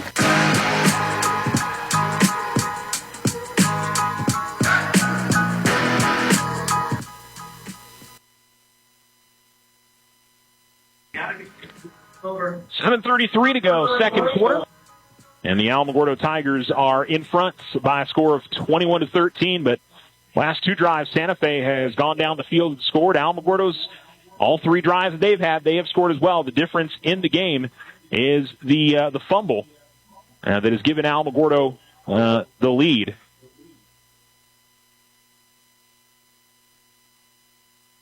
And the kickoff is going to be at the 25-yard line after the unsportsmanlike conduct penalty on the touchdown. And it's going to be a little pooch kick. And that's going to hop in, falling on it. That was a smart move by number 30, Michael Castillo, who kind of tried to get that over his head. It took a bounce, and he was very quick to just fall on it. And the Tigers will have field position at their own 46-yard line as the kicker for Santa Fe, Billy Jackson, just kind of found a little spot where there wasn't a Tiger at that time, and Alamo really wasn't able to do much with a return. But on the far hash, going left to right, a 1st and 10 for this Alamogordo offense, who has looked very good as well. It has not been a game for the defenses so far, with the exception of the 1 turnover. Tiger sophomore quarterback Rudy Wolf has looked really good. Daniel Saraceras has looked really good, and a host of others as well. Snap is a little high. Wolf has to jump up and get it, sort of offset the rhythm of that play. So Wolf did what he could with it. It looks like got a yard. And it sort of falls forward on it. And the Tigers will have a 2nd down and 9. Again, that was something that was at least mentioned, was the concern of quarterback center connection, and we've already seen one on a direct snap, or I should say an under center snap, and there's one on a shotgun snap, and then we've got a penalty flag.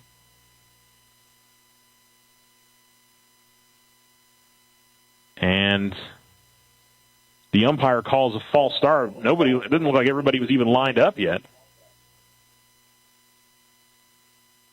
So a 5-yard penalty for Alamogordo had really, most of their guys had even gotten into their stance there. So I don't know. That must have been on the center. He must have done something. The Tigers pick up a 5-yard penalty there. Wolf will take the snap, fake the handoff, and he will bounce out to his left. Gets back to the original line of scrimmage and maybe about a yard more. Took a pretty good hit, but pops right back up as he takes it to the 49-yard line, 48-yard line. So he'll pick up 7. The Tigers are going to face a 3rd down. This is a pretty big moment in this first half. Santa Fe's offense, which has looked great, wants to get the ball back, and Alamogordo's offense wants to keep their momentum. 6:15 to go, second quarter. They lead 21-13. Another high snap. Wolf is able to pull it down, runs to his right, and then loses the football, and Santa Fe's got it. So Wolf was able to get to it, and he was rolling to his right, and then lost the handle on it. And so Santa Fe is going to have first down at the Alamogordo 38-yard line. So that center quarterback, the continuing high snaps on those shotguns, or on those pistol formations, and I think that was 3 different times on that particular series where Wolf had to really jump up high to get to that, and just really got the playoff on a bad start and weren't able to recover.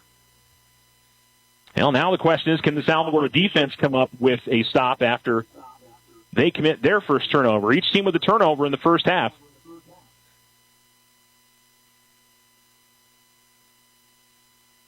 (21-13), Alamogordo in front. It is 5:59 to go in quarter number 2. Trips to the top, one to the bottom.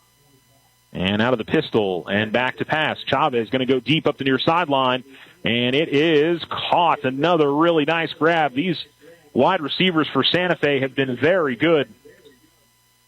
All the way to the 10-yard line. It is a 28-yard completion.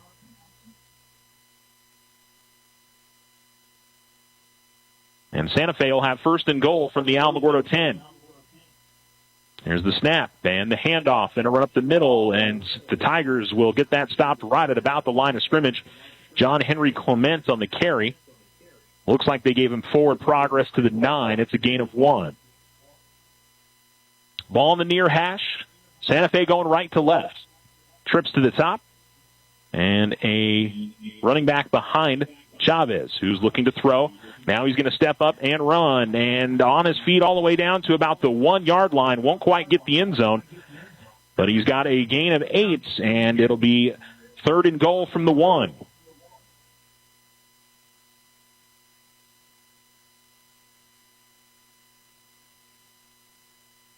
And we've got whistles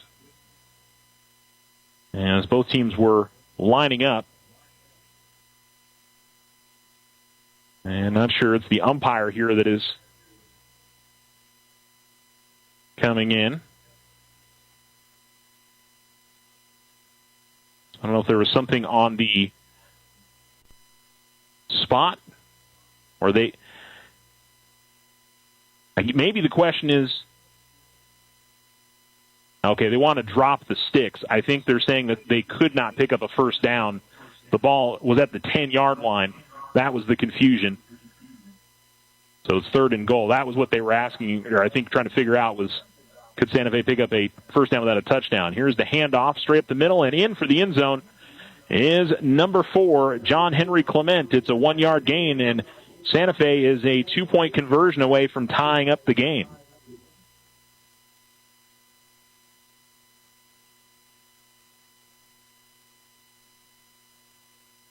We'll see if they line up to go for 2 or don't try to catch up on the points. Certainly looks like they're keeping their offense on the field. They're bringing back Manuel Pena in at quarterback. Wonder if he's going to throw to the receiver at the near side. Yep, he just jumps inside, and they're going to break it up. Yeah, well done by number 7, Sean Piper, as he was able to create some contact there, and the 2-point conversion is no good. So Alamogordo holds on to the lead. 4:58 to go here in quarter number 2. It's the Tigers 21, the Demons 19. You're listening to Tiger Football on News, Talk, and Sports. KINN 106.3 FM, 1270 AM. Life is meant to be lived in motion, in the moment, on the go. If a sports injury or chronic pain threatens to slow you down, hold you back, or take you out of the game, Christus Health is here, right where you live, with complete personalized orthopedic care. Because you have a lot of games to play, miles to go, and life to live. Christus Health, your health, your life, our purpose. Find care near you at christushealth.org.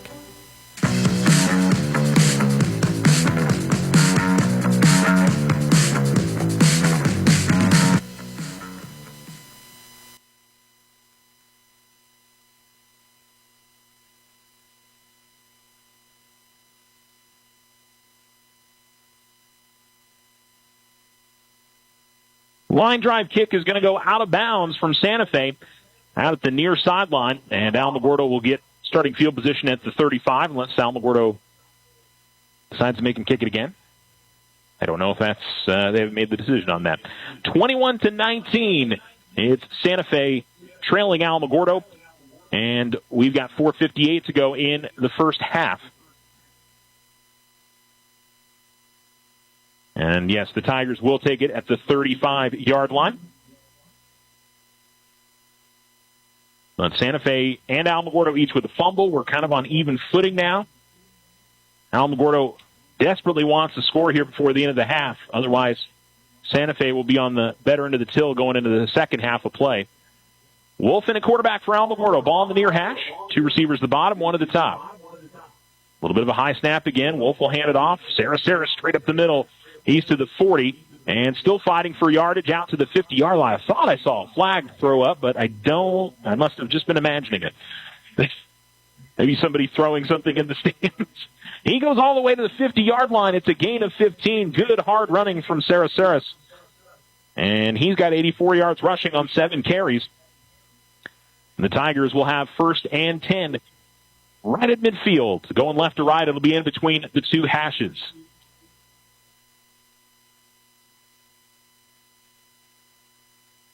Two receivers to the bottom, one to the top. Lead back off to the right. Sarah behind Wolf in the pistol.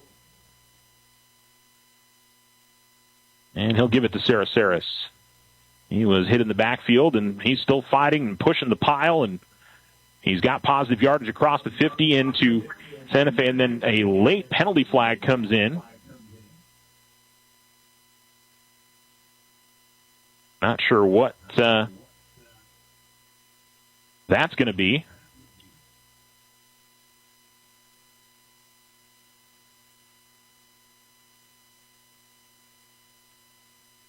I don't know if somebody came in late for Alamogordo, somebody came in late for Santa Fe. Wasn't any, I mean, guys were still kind of fighting out there on the field to try to, fight for positioning.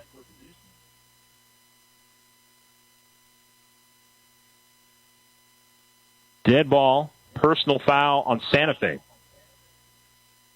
So something that the near sideline official saw that he didn't like.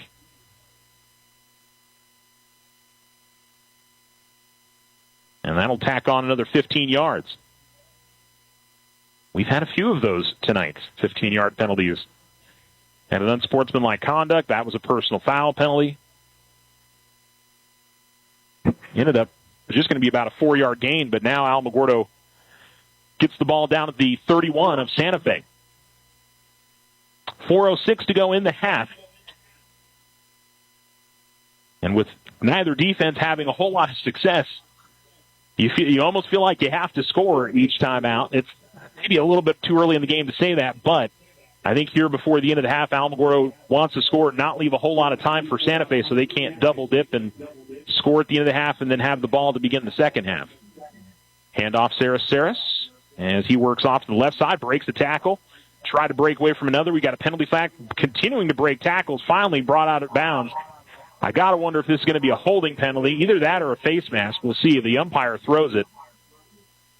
So right in the middle of the field, we'll wait and see what the penalty be. Great run by Saris. He goes out of bounds after about a 9-yard gain. So was it a hold, or was, as he was trying to break tackles, one of the Santa Fe players maybe get a grasp of the face mask?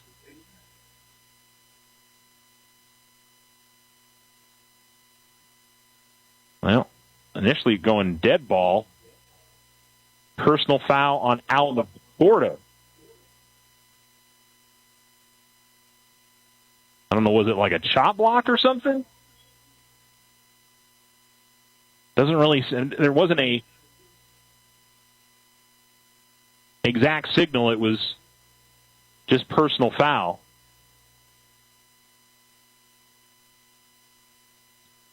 Yeah, that doesn't really give us a whole lot of insight on what exactly it was. So I think are they counting the down? No, okay, so they're not counting the down. It'll be a personal foul. So basically, if you had a holding penalty downfield, I got to think it's some kind of chop block. That was the call there. somebody was engaged high and one of the other blockers went low. That would be my guess. So it'll be at their own 41-yard line. Tigers need the Santa Fe 22 for a first down. So it's 1st and 19.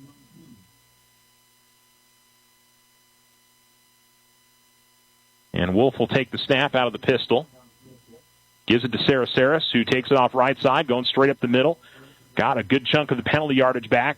Maybe gets it to the original line of scrimmage. As he goes to the 32-yard line, it's a gain of 9. He's over 100 yards rushing now.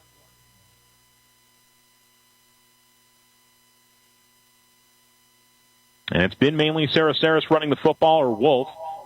First play of the game, Bryson Bloom got tripped up, and we haven't seen him since. He's still standing on the sideline, but maybe not wanting to risk further injury, needs to get checked out after the game kind of thing. Saraceres has been very good for the Tigers. Here's the snap. Handoff, and Saraceres broke a tackle in the backfield. That looked like it was going to be a big loss. And instead, he's going to take it out to the 29-yard line. It's a gain of maybe 3 or 4. And it'll be third down for Alamogordo at the Santa Fe 28. Need the 22, so 3rd and 6 or 7 here for Alamogordo. 2:33 to go in the second quarter.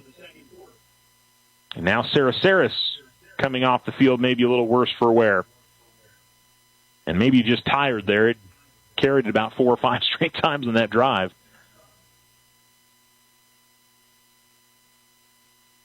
Wolf out of the pistol, and he's going to throw it, and it was in the hands of Yadiel Tirado Rivera, but he is unable to squeeze it, and it's an incomplete pass.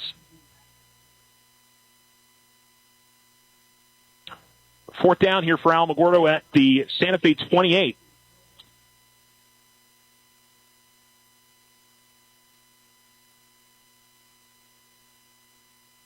And the Tigers appear to be lining up to go for it on a 4th down and 6. 2 receivers, or 1 receiver at the bottom, 1 at the top.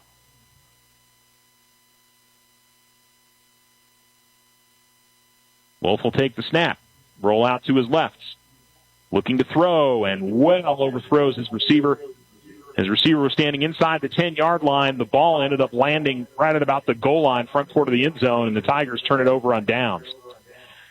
Santa Fe is going to have a little less than 2 minutes to try and grab a score here, grab the lead, and then they're going to have the ball to begin the second half. So this is a crucial defensive stand here for this Alamogordo defense.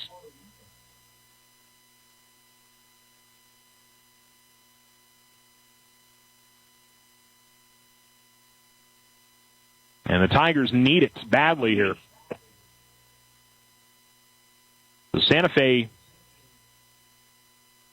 first team to actually get the opposing team off the field outside of a turnover. As the quarterback, again, is Pena. Pena on the read option keeps it, crosses the 30-yard line. As that drive started at about the 29, he gets to the 31. It's going to be a gain of 2 or 3. So it was Manuel Pena on the carry.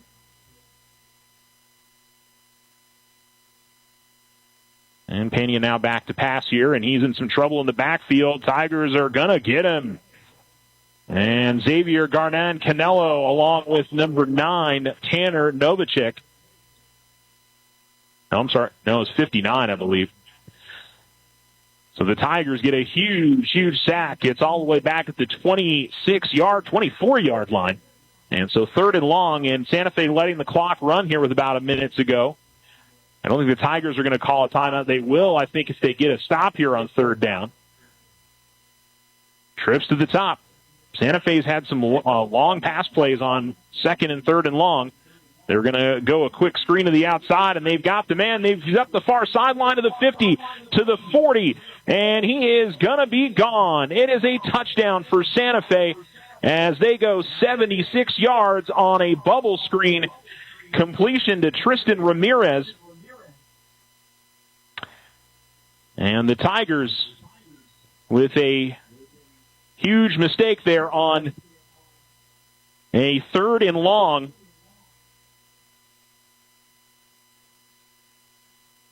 76 yards on the touchdown. Santa Fe takes the lead. 34 seconds remaining, 25-21. They'll line up in the swing and gate formation here.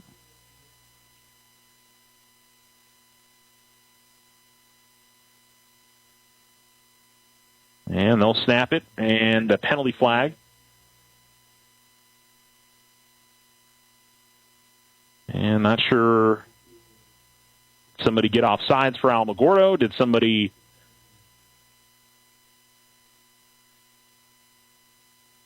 offsides for Santa Fe? Okay, I guess somebody was lined up offsides for the Demons.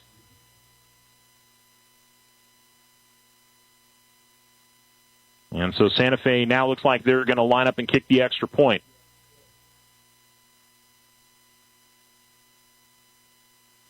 So Jackson will send it away. It is up and got the distance, and it's through the uprights. 29 seconds remaining. Santa Fe leads 26-21 here in the first half. A reminder, they get the ball to begin the second half. You're listening to Tiger Football on News Talk and Sports, 1270 AM, 106.3 FM. Hi, this is Brenda from CJC Senior Restaurant. With school starting back up and schedules getting busier, take the night off and let us do the cooking. Come relax and enjoy our traditional Mexican entrees. Try our chicken fajitas or our fiesta combo. We won't let you leave hungry. Open 11 to 7 Tuesday through Saturday at 2300 North White Sands Boulevard. CJC Senior Restaurant.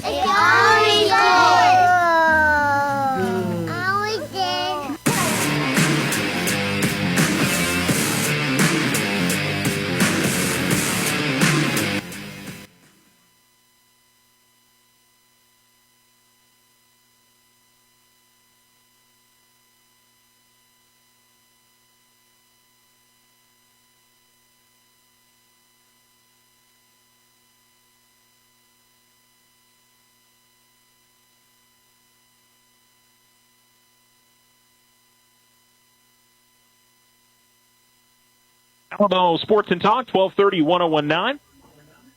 As the ball is high and in the air and again short, and it's taken on one hop at the 20 and stumbling down by himself just shy of the 30-yard line. And that's where the Tiger offense will take over. We'll see if Alamogordo is going to be making any plays here with 22 seconds left, or just going to take it into overtime. By the way, the sun out now. Bright sunshine between the kind of the 20-yard line on the north side of the field and the 10-yard line on the south side of the field. That would be right side. North would be the left side. I think with a couple of timeouts, you at least try a play or two here. They're lining up with three wide receivers, but I'll imagine there'll be a run play here, would be my guess. Indeed. Handoff Sarasaris, and he's going to be met in the backfield. Did the ball come out?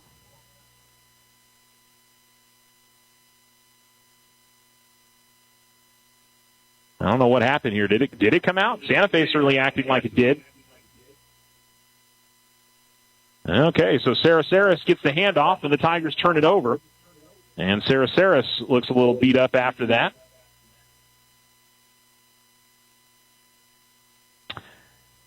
So now, Tigers doing their best to hold on here before the end of the half. 14 seconds left.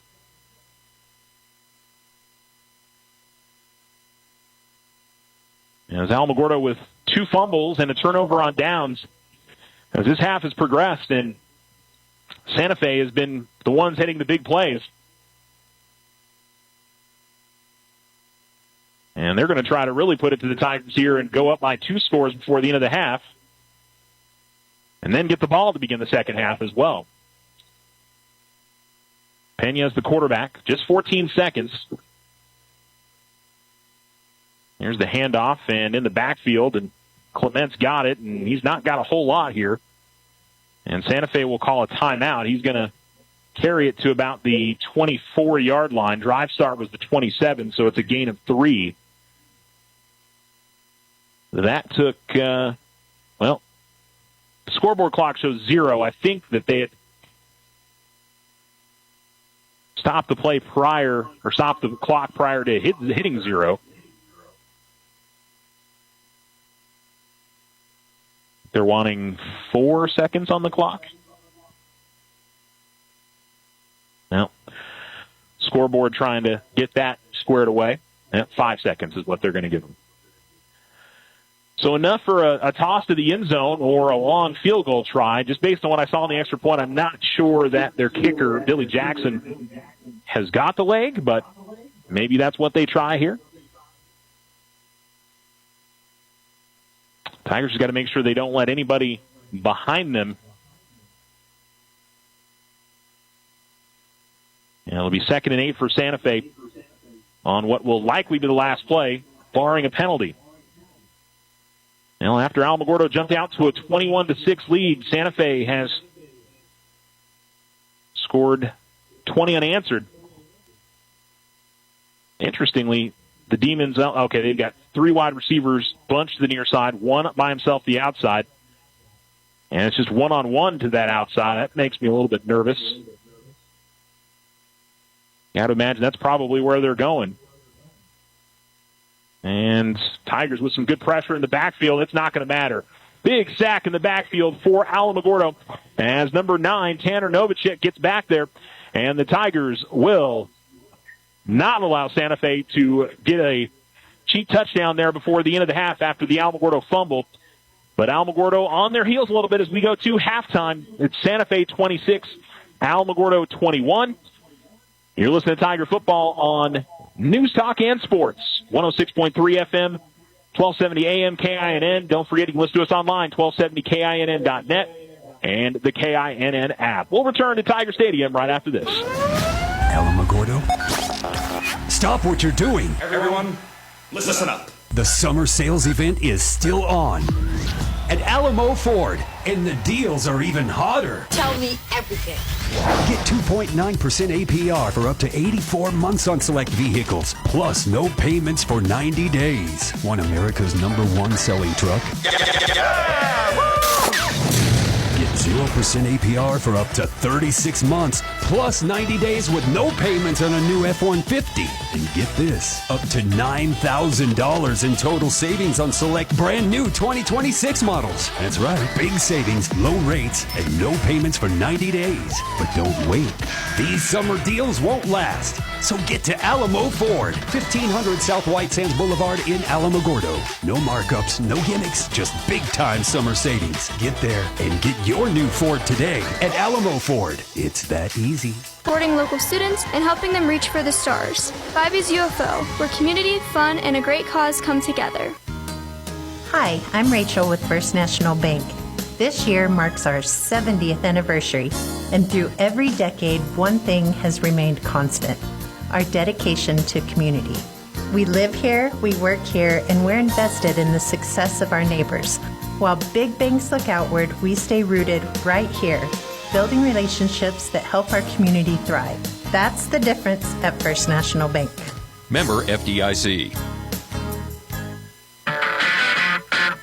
Additional steps for the block center, the tree field, continue to get out and then agree to that.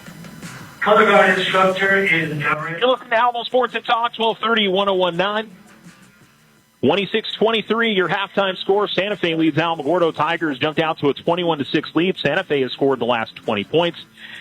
And it's been Alamogordo's defense has really not been able to get some stops when they need to. Turnovers, Santa Fe had one. Alamogordo took advantage of that, scored. Tigers had 2 turnovers. One ended up being costly. The one right there towards the end of the half, thankfully for Alamogordo, it didn't end up being an issue. They did also turn it over on downs inside Santa Fe territory. A big penalty hurt Alamogordo. And it's been penalties here and there that have made issues for both teams. But the glaring thing is Alamogordo's inability to get off the field on third down and long, and fourth down and long. Santa Fe scores a 70-yard touchdown play on a third down and 14. Just has not been able to get off the field when they need to. I think on a fourth down they picked up I think that was a touchdown on a fourth down, or at least it was a third down. So that's something the Tigers are going to have to clearly get figured out, is defensively trying to, get some stops. They've had some big plays. They've had some sacks. They forced a fumble, but, unfortunately it's started to roll downhill a little bit for Santa Fe as they really ran the football well and did some impressive things there in that second quarter to find themselves in front. Maybe most importantly for Alamogordo is getting a stop at the start of the third quarter and getting the football back and not letting Santa Fe go up by 2 scores is going to be the one to stand out. Tiger scores tonight. Nathaniel Saraceres with a couple of touchdown runs, one from 41 yards out, another one from 1 yard out. He's got 105 yards rushing on the night. And then a touchdown pass from Rudy Wolf to Tristan Bowman, 16 yards, also put the Tigers in the end zone this evening.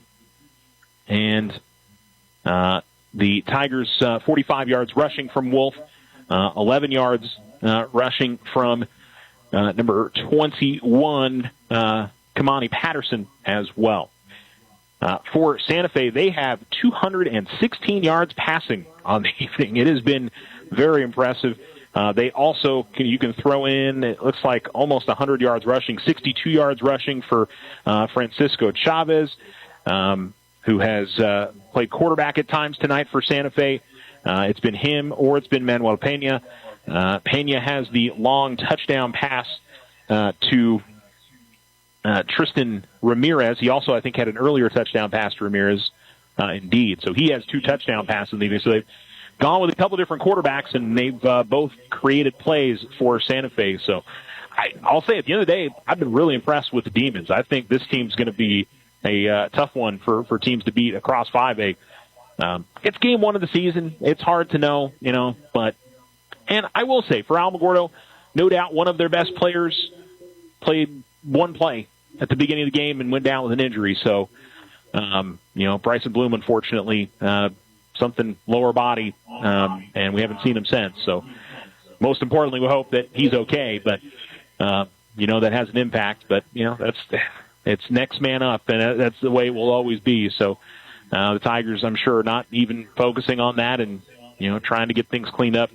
I think especially on the defensive side is what we'll have to see if they can do in the second half. And it may be just making big plays. Maybe they're not able to stop them moving down the field, but forcing turnovers, getting sacks here or there, that may be what wins them the football game defensively. So, okay, we are at halftime. Santa Fe 26, Alamogordo 21. You're listening to Tiger Football, our very first broadcast of Tiger Football here on News, Talk, and Sports, KINN, 1270 AM, 106.3 FM, online on the KINN app and 1270KINN.net. Please join KZZX and Otero Federal Credit Union as we congratulate NMSUA student Elijah Muir. Elijah is currently a freshman pursuing a degree in criminal justice. He excelled and completed his basic algebra course with a grade exceeding 100%. Elijah is currently a STARS ambassador with the Alamogordo Center of Commerce, which involves volunteer work promoting new businesses within our great community. Keep up the excellent work, Elijah Muir, our NMSUA Students of the Month. Move your bank account to Otero Federal Credit Union. OFCU offers savings, checking, or upgrade to an elite checking, bill pay, debit card, and online mobile banking. Combine that with some of the best loan rates in the area, and you have a new home for all of your financial needs at your fingertips. Visit OteroFCU.org to open your account today.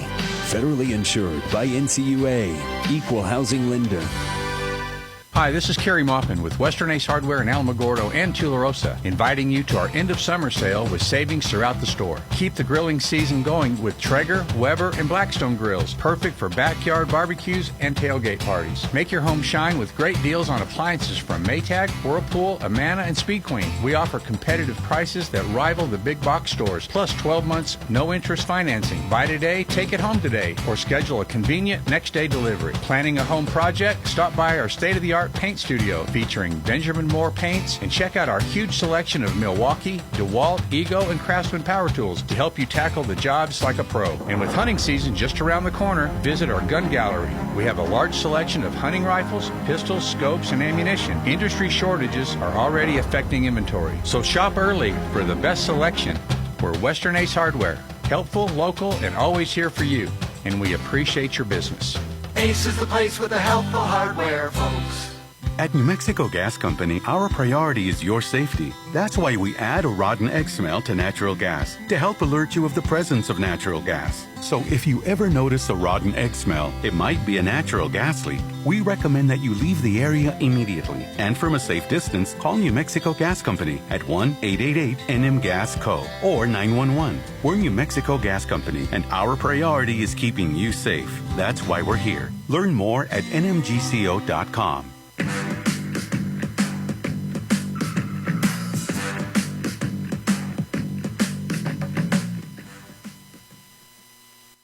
Welcome back. You're listening to Alamo Sports and Talk 1230 You're listening to KINN News Talk. I knew I'd do that at least once. I apologize. News Talk and Sports, KINN 1270 and also 106.3 FM. Mea culpa. You're on one place for a long time.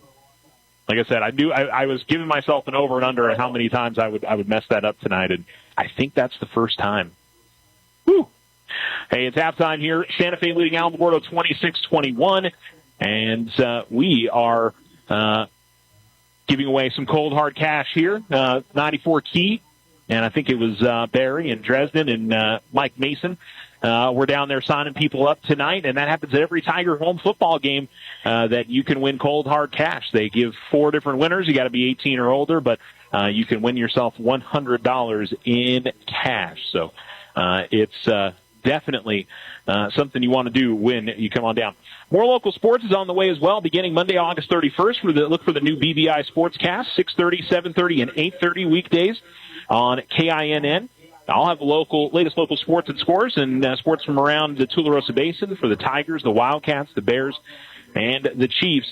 And you'll hear what coaches, players, fans have to say about the season as well. It's BBI Sports on KINN. And we do know that we already have John Telseptic on board for that, so we appreciate that. Also, big shout-out to Otero Federal Credit Union, sponsoring in part tonight's Tiger football broadcast. We appreciate them a bunch. And what else we've got going on for you. And a reminder, if you really like KINN, you'll really like being part of the club. The KINN Insiders Listeners Club. Club members get information about events, activities, and contests before anyone else. Club members win great prizes just by being a club member. Easy to sign up, and your information will never be shared with anyone or any business. Just go to 1270 KINN on your search engine and click the Insiders Club button. Fill out the information, and you are in. It probably takes 60 seconds or less. Easy in, easy to win, and easy fun. The KINN Insiders Club. It's free, and it is open to everyone. So be sure to check all of that out. Halftime here with Alamogordo trailing 26-21. Santa Fe will have the ball to begin the second half. We had one score last night here for our area teams. Tularosa fell to Hot Springs 35-6. And let's see if we can get a check of the scoreboard around New Mexico as well. You have Cloudcroft playing in Vaughn tonight against Cuesta. Hopefully that makes sense. Neutral site game. And then Mescalero Apaches at home tonight against Alamo Navajo, as that one is going on this evening. Let's see here. Poake Valley leading Taos 22-7 around halftime. Valencia 48-0 on Del Norte at halftime. That game probably won't last too much longer into the second half. Carlsbad leading Artesia 6-0. That one's listed in the second quarter. Tatum up 20-0 on Escalante. Socorro leading Robertson 6-0. Belen 6-0 over Bernalillo. Not a lot of updates on Max Preps. Los Lunas 10-0 on Mayfield. Cleveland 8-0 on Centennial. 7-0. You know why there's not a lot of scores yet? Because we started early. Sitting here thinking, boy, there should be some more scores here. Everybody else started at 7. So Hope Christian 7-0 over Gallup. Tucumcari carry 12-0 on Jow. And then yesterday's games had a few finals out there. Chaparral beat Hatch Valley 27-14. Highland over Rio Grande 35-6. Gadsden beat Santa Teresa 57-7. Oregon Mountain topped Deming 46-14. Sandia 49-6. They get the win over Cibola. So we've got a 26-21 score at halftime. About 2 or so minutes left on the halftime clock. Teams will be out, get about a 3-minute warm-up period. So we'll focus in on the second half of play coming up here on News Talking Sports, KINN, 1270 AM and 106.3 FM. Stay with us. Transform your home at Showcase Carpet and Tile, home of the area's largest selection of window treatment. Shop custom shades, shutters, and drapes to create the perfect ambiance in every room of your home or office. And don't forget, Showcase Carpet and Tile also offers expert carpet cleaning services. Call 434-1338 or stop by 806 New York Avenue today. Showcase Carpet and Tile, your one-stop shop for home decorating. Hi, this is Jake from USA Insurance, your local independent insurance agency. The insurance marketplace is always changing, so come see us and explore your options. We offer commercial, personal, and if you didn't know, agricultural insurance. That's right, farms and ranches. Come see us under the big red roof across from the mall or give us a call at 439-9999. This is Cole with the Stove and Spa Store. Many people wonder, is my fireplace safe? Let one of our certified technicians help you understand more about your fireplace through a full cleaning and inspection of the chimney system, bringing you peace of mind knowing that your fireplace is safe. One way we bring safety and new functionality to an old fireplace is by installing a fireplace insert. Not only does an insert bring beauty, but also heating efficiency to your family's home. Consider coming into our beautiful showroom to see options for gas, pellet, and wood inserts. Whether your comfort comes from fire, water, or a sauna, the savings are always hot at the Stove and Spa Store. 575-434-6809 or visit us at stovestorealamo.com. This is Cole. I personally invite you to visit our Facebook and Instagram to see for yourself the beautiful fireplace upgrades we can do for you. Bring on the flavor and the celebration with Albertsons Market. From juicy steaks and grill-ready sides to bakery desserts and ice-cold beverages, you'll find everything you need to make your summer gathering shine. Whether you're firing up the grill for a backyard barbecue, loading the cooler for a lake day, or hosting a long weekend get-together, Albertsons Market has the quality, freshness, and savings to make it all come together deliciously and effortlessly. Better food, better life, all summer long.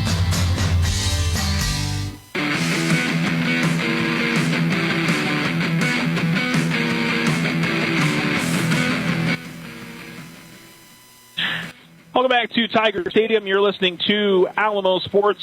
You're listening to News Talk, KINN, 1270 AM, 106.3 FM, 1270KINN.net.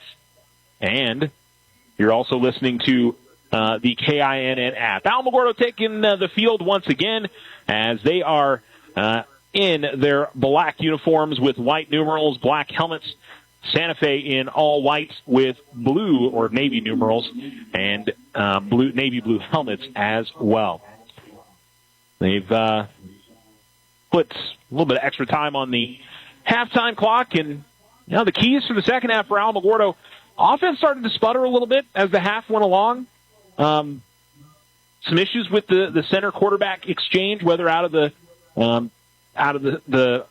under center or whether they were taking it out of the pistol. That seemed to get a little bit better as the midway through the half. But number one is going to be defense, coming up with some stops, making it a little bit harder on Santa Fe to move the ball down the field. Obviously easier said than done, but when Santa Fe's gone to the passing game, Alamogordo's had issues. But Santa Fe's run the ball well, too. I think that's what's going to be frustrating for Alamogordo. It's not really one thing that they've done well. I think it more than anything is getting into the backfield and creating some disruption on the read option, just not giving a whole lot of time to the quarterback to make a decision whether he's going to pass it or run it.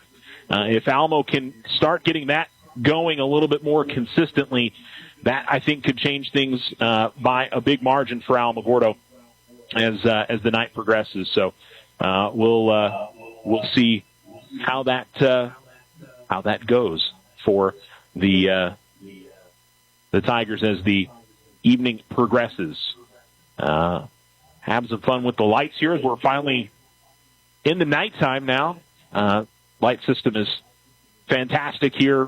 They changed that out, I think, last year or 2 years ago, where they can kind of get the the rave effect going with lights flashing and everything. So, but it's been too bright to do that yet. So hopefully we'll see a lot more Tiger touchdowns in the second half, and they can utilize that a little bit more. So a good performance from the Alamogordo High School marching bands at halftime. One of the best things of football Friday nights is getting to see the band, getting to see everybody out here. So hopefully going to see the Tigers rally in the second half for a victory, but this very first drive of the second half could tell a lot on what we're going to be in store for.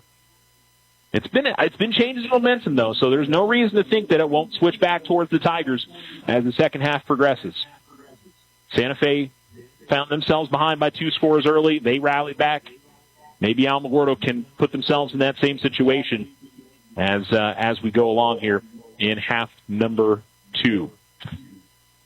So it'll be the Tigers to kick it away right to left. Santa Fe will take it left to right here in the second half. Tigers' kick coverage has been pretty good tonight. Gabe Russell's kicked the ball well for Alamogordo. As both teams move away from their sidelines and ready to get the second half underway, Russell will place his tee on the X at the 40-yard line. Turned into a very nice night here in the Basin, if not a little bit warm. As if you're wondering, we're already beginning the second half at 7:30, and you didn't realize that we had a 6 o'clock kickoff. You're going, I missed the game already. You did. I'm sorry, but we did our best to try to let everybody know that it was a 6 o'clock kickoff tonight. With the exception of the Saturday game, I believe we're 7 o'clock kickoffs the rest of the season. So next Friday, we'll be on the air here on News Talk and Sports KINN as the Tigers take on the Clovis Wildcats. 6:30 pregame coming up next week. All right, we are ready to go now. Santa Fe with 2 returners back inside their 10-yard line. And for some reason, we're messing with the lights right before the kickoff. Now we seem to be ready to go. As Russell will put the boot into it. It's high, and it's going to be grabbed inside the 10-yard line to the 15, to the 20, and to the 25, to the 30, and still with running room, and Santa Fe is off to the races. 40, 30, 20, 10, touchdown, Santa Fe. And talk about the momentum now all on Santa Fe's side as that goes 90 yards on the touchdown as number 20, Jesus Navarrete, right away makes it happen for the Demons, and they're up by 2 scores now, 32-21. And Alamo, everything they wanted in the second half was to get some momentum going, and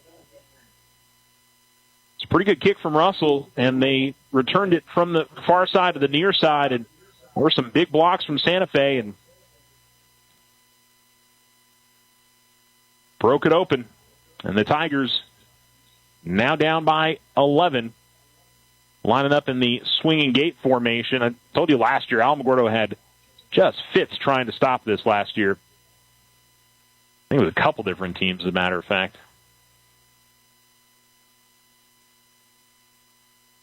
So Santa Fe will put one man on the ball to snap, and they will toss it to him as he snapped it to Pena. And I think the question is, Alamogordo's asking, can he be the receiver on that if he snaps the football? No penalty flag. I'm not sure that that's legal.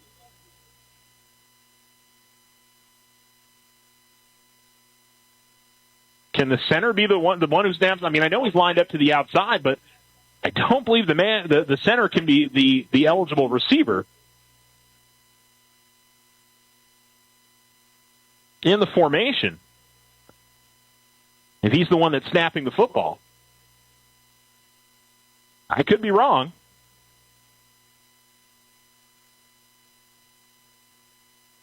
I don't think the officials know. I've got to be honest with you.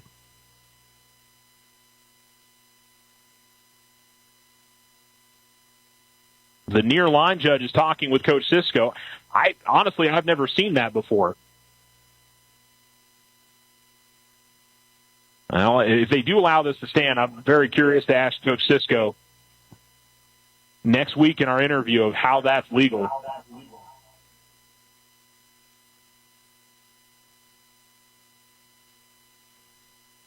The way that he is arguing this currently, I have to imagine that this is not going to go the Tigers' way. I'm going to hold it right here for just a little bit longer to see if they decide to go back and try the extra point again, but I would think that's an illegal formation. The White Hat's walking away, so I'm imagining that he's not calling this one back. Alamogordo's getting ready to line up here.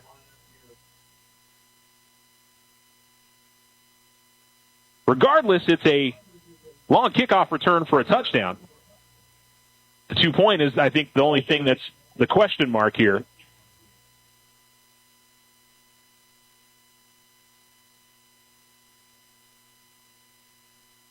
I guess my question would be is, okay, they're going to call an illegal formation on Santa Fe. Santa Fe obviously thought that they could do that. So I think they're going to redo the extra point.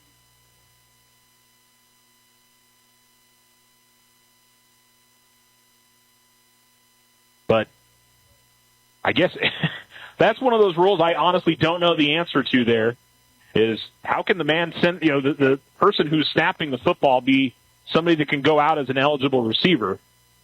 I guess because the rest of the offensive line is off to the left, I imagine they're saying that because he's on the outside, he's technically an eligible receiver. I don't quite see how the person who snaps the football, how that could be correct. So I think the officials got it right here.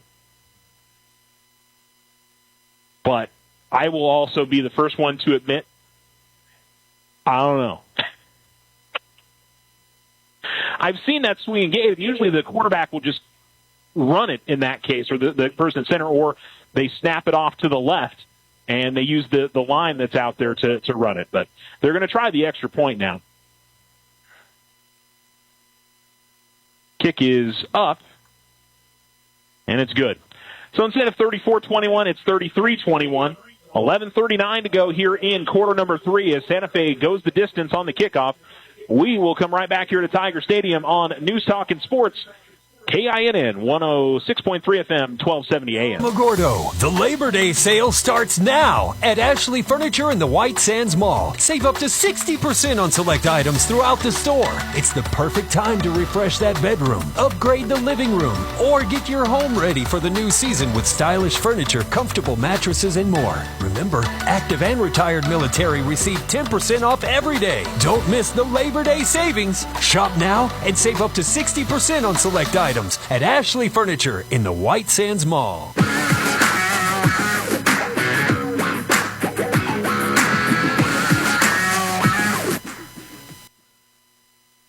You're listening to News Talk and Sports, KINN 1270 AM, 106.3 FM, Santa Fe. In control here. The one thing I'd say about giving up that long kickoff, there's a lot of time left in this game.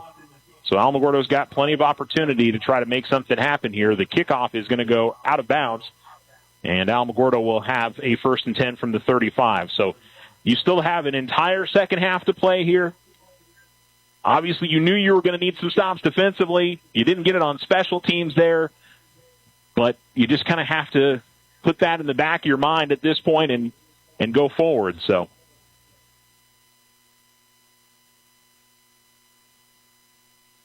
and I see Bryson Bloom now has got his shoulder pads off and has his ankle completely wrapped up now. So no more Bryson Bloom the rest of the way for Alamogordo. And it'll be a 1st and 10 at their own 35-yard line. For Alamogordo, they'll go at the near hash. Wolf at quarterback, Sarah Saris at running back. Santa Fe with 3 down linemen. I'll say one thing, the mechanics have not been very fast in this game. The officials are waiting for Alamogordo, or holding up Alamogordo from getting to the line of scrimmage. So out of the pistol for Wolf. Snap a little bit high.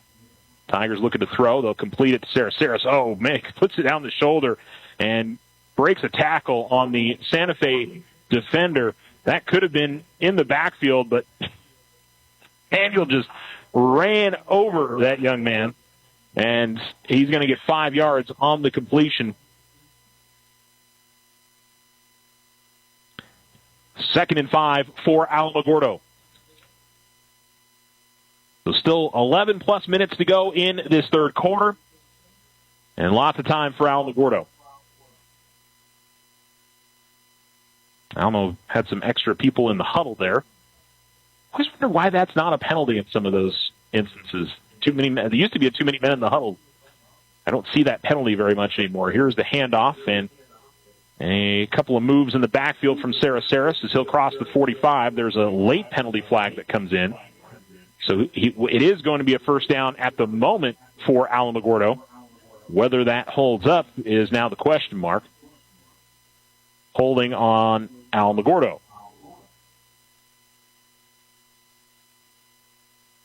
Penalty flag is at the 41-yard line.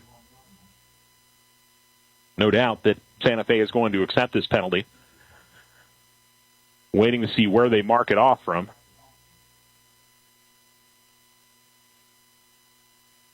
And they will mark it off from the 41. So it'll take Alamo all the way back to the 31, and it'll be a 2nd down and 14 for Alamogordo. Tigers down 33-21 in the third quarter.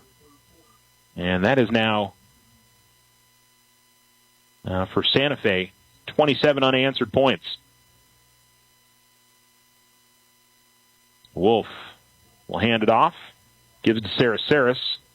Tigers have not been particularly fast with that read option tonight, and it's allowed Santa Fe to kind of get into the backfield. And it's going to be a 5-yard gain for Sarah Saris, but had a man right in his face by the time he kind of got the football to run.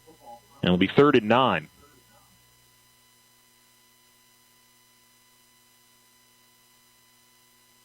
$110 yards rushing tonight for Sarah Saris. And the Tigers desperately needing a 1st down here. 3rd and 9. Just needing to get back some of the momentum in this game. Wolf rolls out to his right. Looking to throw. He completes it. Tarado's got it. And that's a 1st down for Alamogordo. And as it gets across the 45 out to about the 49-yard line. And Alamo absolutely had to have that 48-yard line. It's a gain of 12 on Tarado's first catch of the night. 1st and 10, Alamogordo. 10:52 to go here in the quarter. As they'll roll the clock. 2 receivers at the bottom and 1 to the top. Snap and the handoff, and it looks like Patterson is going to take it off the left side, and he's got good yardage across the 50-yard line. And brought down at the 46, Kamani Patterson will pick up 6 yards. And his 4th carry of the night, 17 yards for the Tiger junior. And Alamogordo lines up here in Santa Fe territory for the first time in this drive.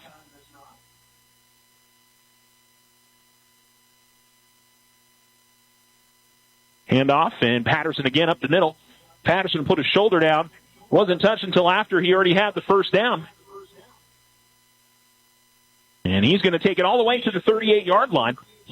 1st and 10 for Alamogordo. Gain of 8 on the carry.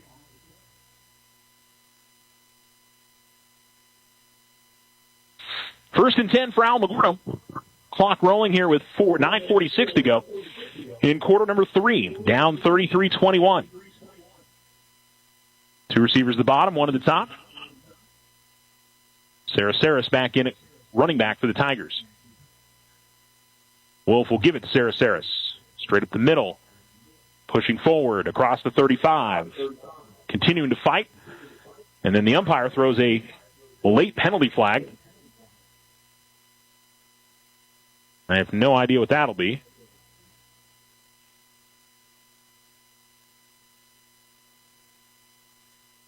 Ball is marked at the...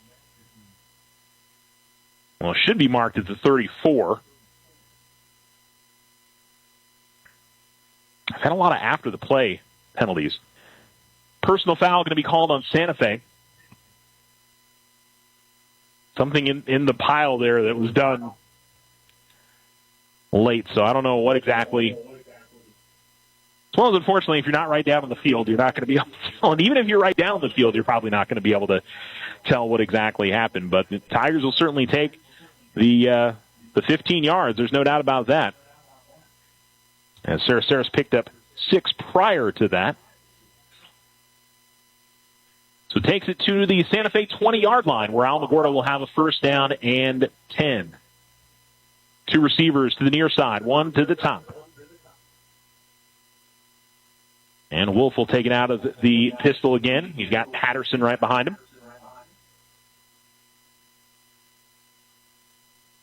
Bonnie, not the biggest guy, 5'6", but he runs the ball hard.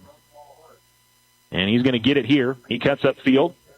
And he'll be brought down just as he crosses the 20. Looks like he'll get to the 19-yard line for a gain of 1.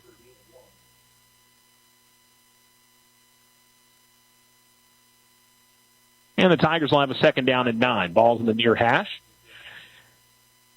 And the Tigers have converted on a big third down earlier in the drive.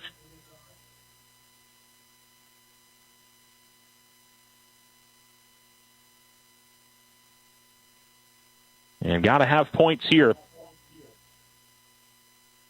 As I said, one of the bonuses, there's a lot of time left in this game, so they don't have to be in a big rush. Wolf takes it. He fakes the pass to the near side, then goes deep and just overshoots Tristan Bowman in the back corner of the end zone. Bowman had gotten past his defender. It was still going to be a difficult catch to make, and over-the-shoulder reception was what was needed there. Just was a little bit off the mark, and the Tigers will face a third down and 9 as they tried to go to the end zone there and mix things up a little bit. And they'll go 3 wide receivers now. Ethan Putafong is the lead back off to the right. Patterson will line up at running back again for Alamogordo.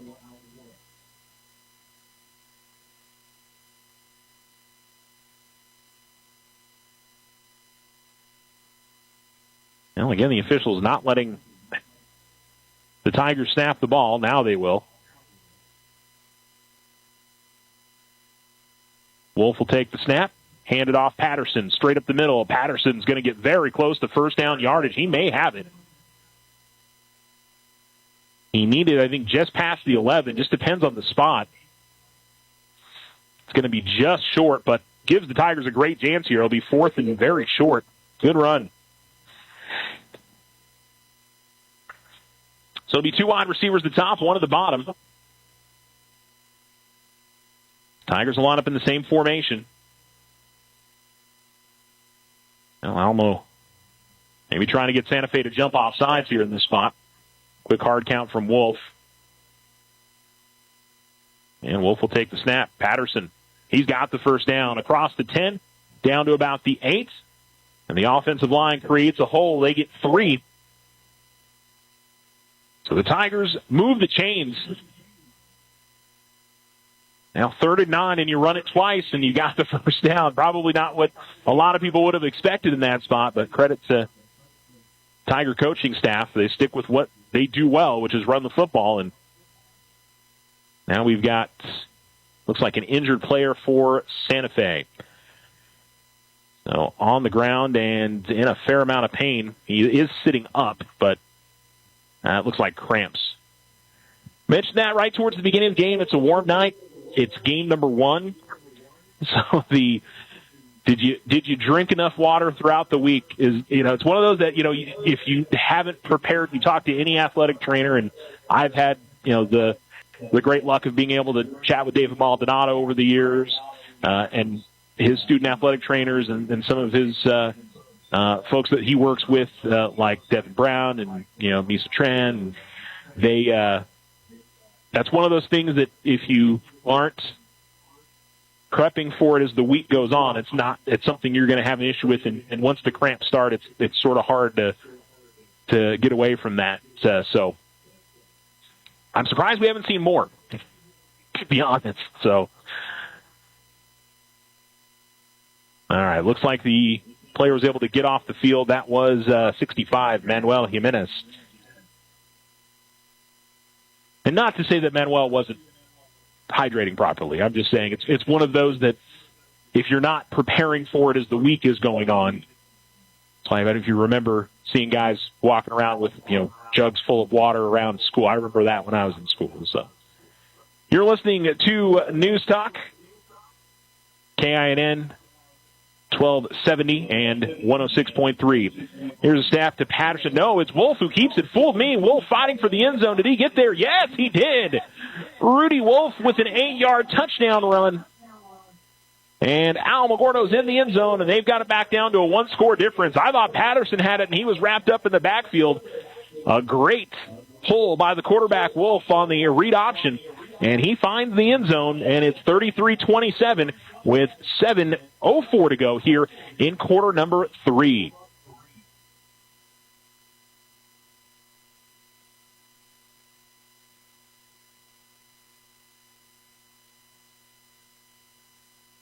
So it'll be an extra point try here from Gabe Russell. Here's the snap and the kick, and it is good. So a much-needed touchdown for Alamogordo. They find themselves down by 5. Still a ton of time left in this game. 7:04 to go in the third quarter. We're going to pause 10 seconds for station identification, and then we're going to take a quick commercial break. We'll return here as Alamogordo trails Santa Fe 33-28. You're listening to News Talk and Sports. 106.3 and 1270 KINN. Celebrating America's 250th birthday. KINN Alamogordo, 1270 AM and translator K292GJ on 106.3 FM. Hi, this is Rena from Back in Action Therapy, celebrating 25 years serving the Alamogordo area and helping our neighbors get back to living pain-free. From injury recovery to post-surgery rehab, our experienced physical therapy team is here for your complete healing journey. If you're ready to move better, feel stronger, and get back in action, we're here for you. We're Back in Action Therapy, celebrating 25 years. Call us today, 439-9878. 439-9878.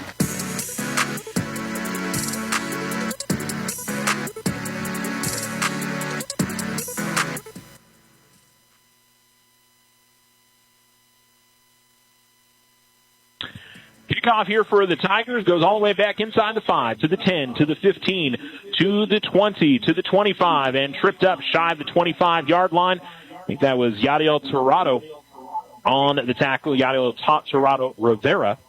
Make sure I get the full name in there.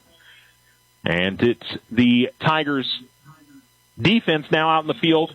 First time here in the second half where special teams gave up the kickoff return for a touchdown to begin the second half. Now the defense, it's their chance to really make a stand here and put themselves back on level terms with Santa Fe, looking for a stop after the Tiger offense able to go down the field and put themselves in the end zone.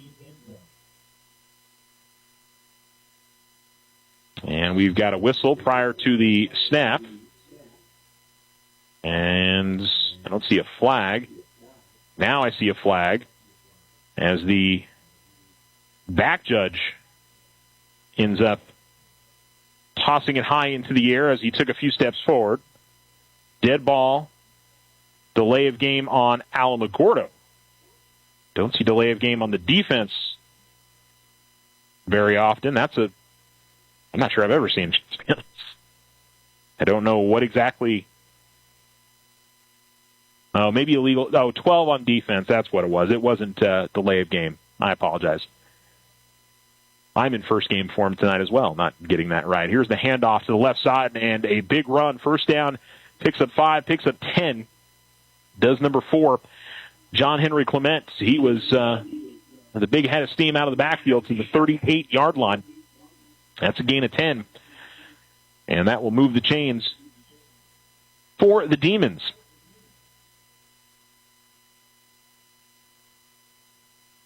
And the snap and handoff again up the middle, but this time the Tigers have it stuffed up the middle. That's going to be a loss of 1 yard for Alamogordo, or I should say for Santa Fe. And it was a host of Tigers that stopped Clements. Can't really give it to one guy there. 2nd and 11, though. These are the plays the Tigers need.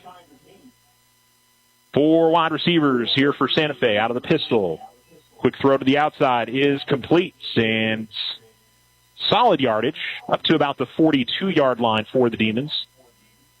Navarrete is able to pick it up for, looks like about 6. It'll be a 3rd down and 6 for Santa Fe.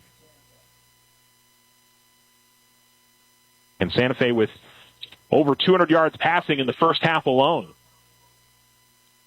Here is the fake of the handoff, and now Pena trying to get to the outside. He will not get there. And a big stop there for the Tigers. It's not going to be a first down. We'll see what Santa Fe does in their own territory here. And they'll need 2.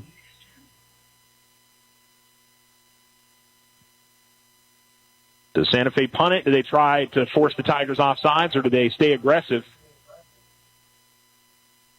Gain of 4 on the run by the quarterback, Pena. Lining up with 2 receivers to the top, 2 men in the backfield along with Pena. Here's the snap. Here's the handoff to the left side. First down and a whole bunch more. And across the 35 down to about the 30-yard line. As that's going to be a gain of at least 20 yards. Give them 21.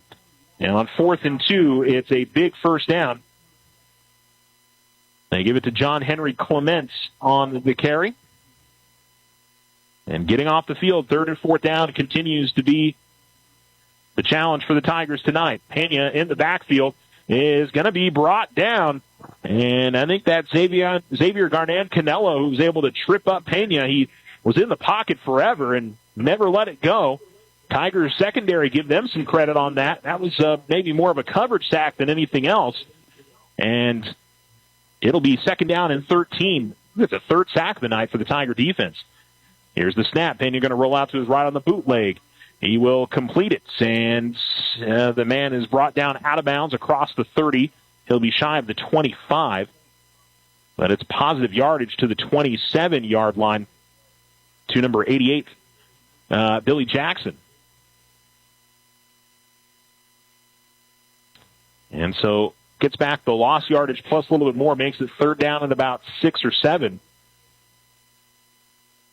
Trips to the top. 1 man in the backfield with Pena. Takes the snap. He rolls to his left this time. Looking downfield, and he is going to overthrow his receiver, and it's going to be 4th down, and I'll call it long. It's, 4th and more than 5 yards. But you got to think Santa Fe will go for it here in this spot, and this deep into Alamogordo territory.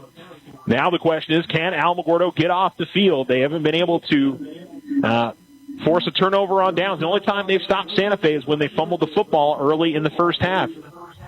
They keep converting 3rd down and 4th downs.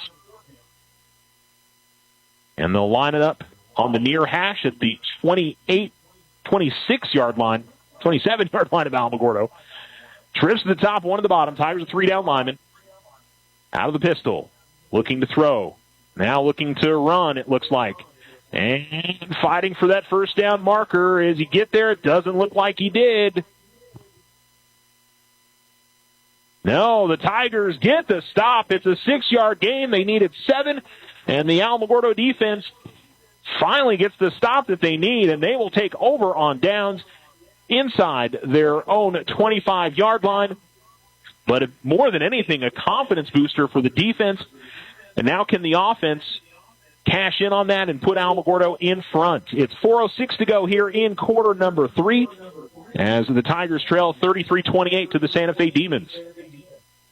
Big play for the Tiger defense, and now Alamogordo lines up offensively. One guy running on late here. They haven't started the play clock yet, so no rush. But he sprinted over to the far sideline. Wolf will take the snap. Patterson straight up the middle, just tripped up. He almost came right through that pile and would have had open field in front of him, but he's got a good gain on first down to the 29-yard line. Drive start at the 23. Give him a gain of 6 there on first down for Kamani Patterson.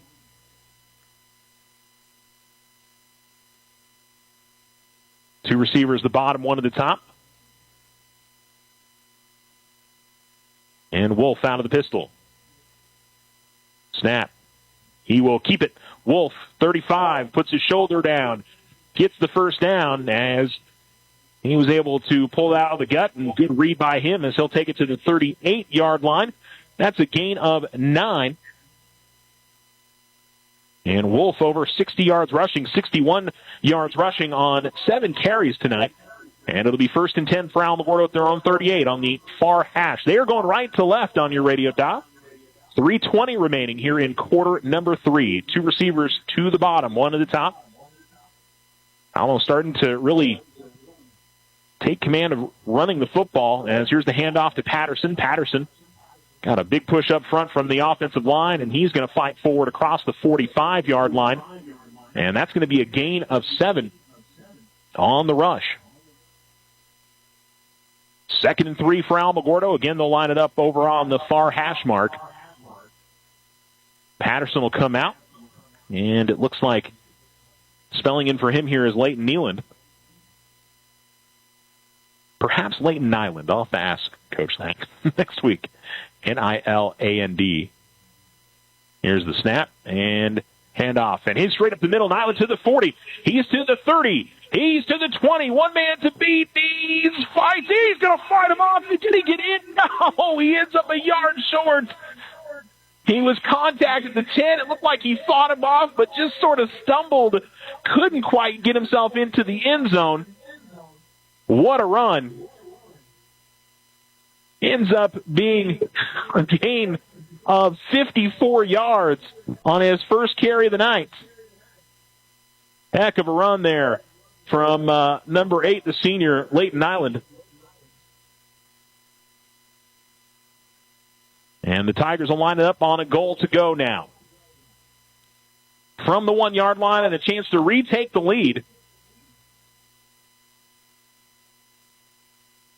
Wolf's got the snap. He's going to take it straight ahead. They're going to push. Is he going to get the goal line? No, it looks like he's just short. But it's going to be at the inch line, inside the 1-yard line. A little bit of the brotherly shove or tush push or whatever you call it. I think that was Utafong that was behind him there, was trying to push him into the end zone but couldn't quite get it to go. I think we'll call that no gain. Now, kudos to this Tiger offense. After the defense is able to get off the field for just the second time tonight against the Santa Fe offense, they go down the field from inside their own 25 and are less than a yard away from retaking the lead. Two receivers down to the bottom, and Alma's going to go under center now. And they're going to give it to Valdez. Valdez is fighting hard. I think he's got it. He does. The near line judge says, yes, he's in for the touchdown. Jaden Valdez for the Tigers. And Alamogordo's back in front, 34-33. And we'll see if they're going for 2 here to try to make this a 3-point lead, or if they're going to go 35. And I think they're keeping the offense out there. as Tristan Bowman's going to take the play in for Alamogordo. And they will try to make this a 3-point difference.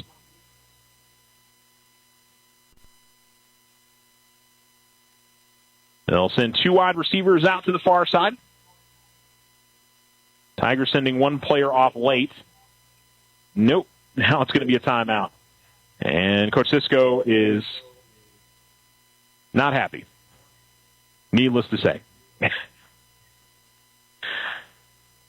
Because 1 player ran off late, and I don't believe he was supposed to, and you hate to use a timeout on a point-after-touchdown try, but this is obviously an important one to try and give yourself a 3-point lead. But, yeah, definitely some frustration. I would say both teams have had first-game things tonight where there have just been, some aspects that have not maybe not worked the way that they wanted them to, so.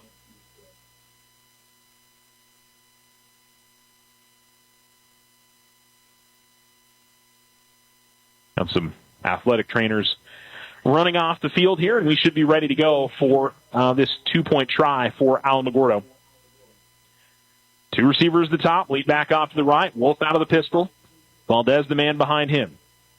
And Wolf will roll out to his right. He's got a man on him directly away, but he's getting this man. Did he hold on?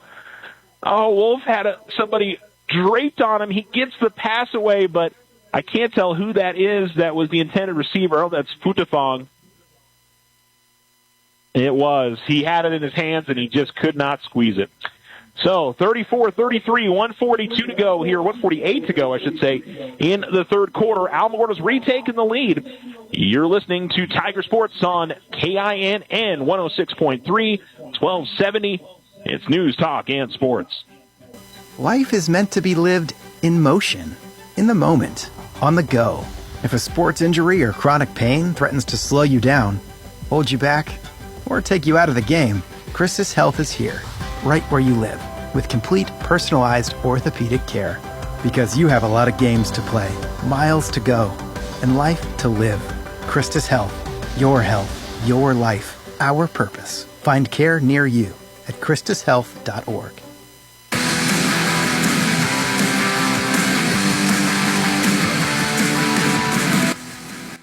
Welcome back to Tiger Stadium.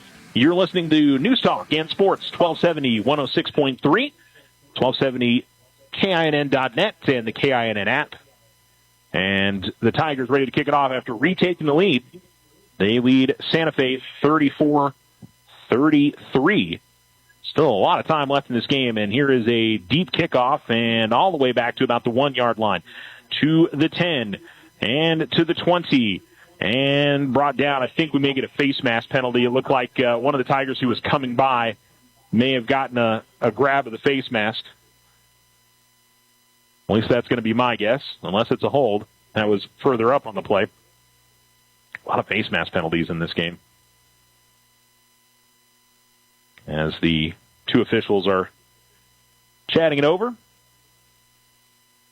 Holding. Is it holding or is it face mask? Okay, holding on Santa Fe. Okay. So Alma will take that for sure. And have the lead back. They were up 21-6. Santa Fe would go on to score 27 unanswered. The Tigers have battled back with 13 unanswered of their own.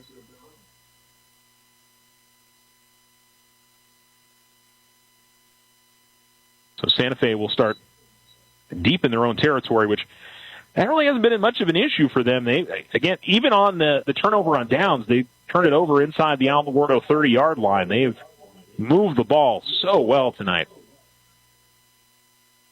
But maybe with a little bit of momentum, this Tiger defense can find themselves a 3-and-out or something here. Out of the pistol. And a new quarterback in there as they'll throw it and they'll complete it, and fighting for a couple extra yards after the completion. That's going to be enough for a first down as they'll bring Francisco Chavez back in at quarterback. They've bounced between him and Manuel Pena. Both of them have played very well at quarterback, so it's not a performance-based thing. It's just, giving both guys opportunities, and both of them have paid off on it. Gain of 14, And Chavez on the read option bounces it to the outside. Looks like he's only going to get about 2. Looking over here up the field, we've got 2 guys for the Tigers with their arms out like, why is there no penalty? And one of the Santa Fe players doing the same thing. You always love, I get a kick out of seeing that. That's what I'll say. There's no penalty on the play, though. 1 yard gain. And now quickly snapping again and throwing it deep up the far sideline. Whoa, that was real close to being completed to Navarrete. But incomplete it is, and it's a big 3rd down here.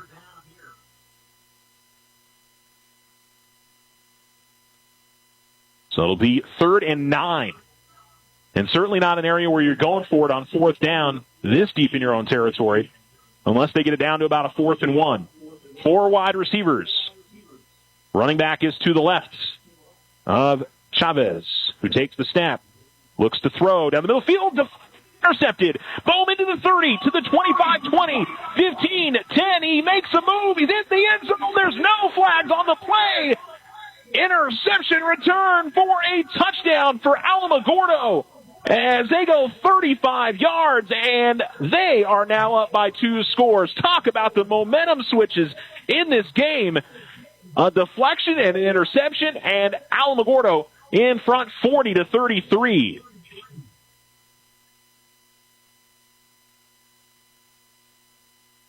Tristan Bowman with his 2nd touchdown of the game. He's got 1 on offense. He's got 1 on defense. And the Tigers will try the extra point here to go up by 8. It'll still be a 1-score difference. But, gosh, Santa Fe returns the kickoff for a touchdown to open up the second half to go up by 2 scores. But since then, it's been all Alamogordo. Russell's extra point is up and good. 41-33, Alamogordo leads. It's 49 seconds to go in the 3rd quarter. Still a ton of time left in this game. You want to stay tuned with us here on 1270 AM, 106.3 FM. It's KINN. This is Tiger Football. Alamo up by 8. Hi, this is Brenda from CJC Senior Restaurant. With school starting back up and schedules getting busier, take the night off and let us do the cooking. Come relax and enjoy our traditional Mexican entrees. Try our chicken fajitas or our fiesta combo. We won't let you leave hungry. Open 11 to 7 Tuesday through Saturday at 2300 North White Sands Boulevard. CJC Senior Restaurant.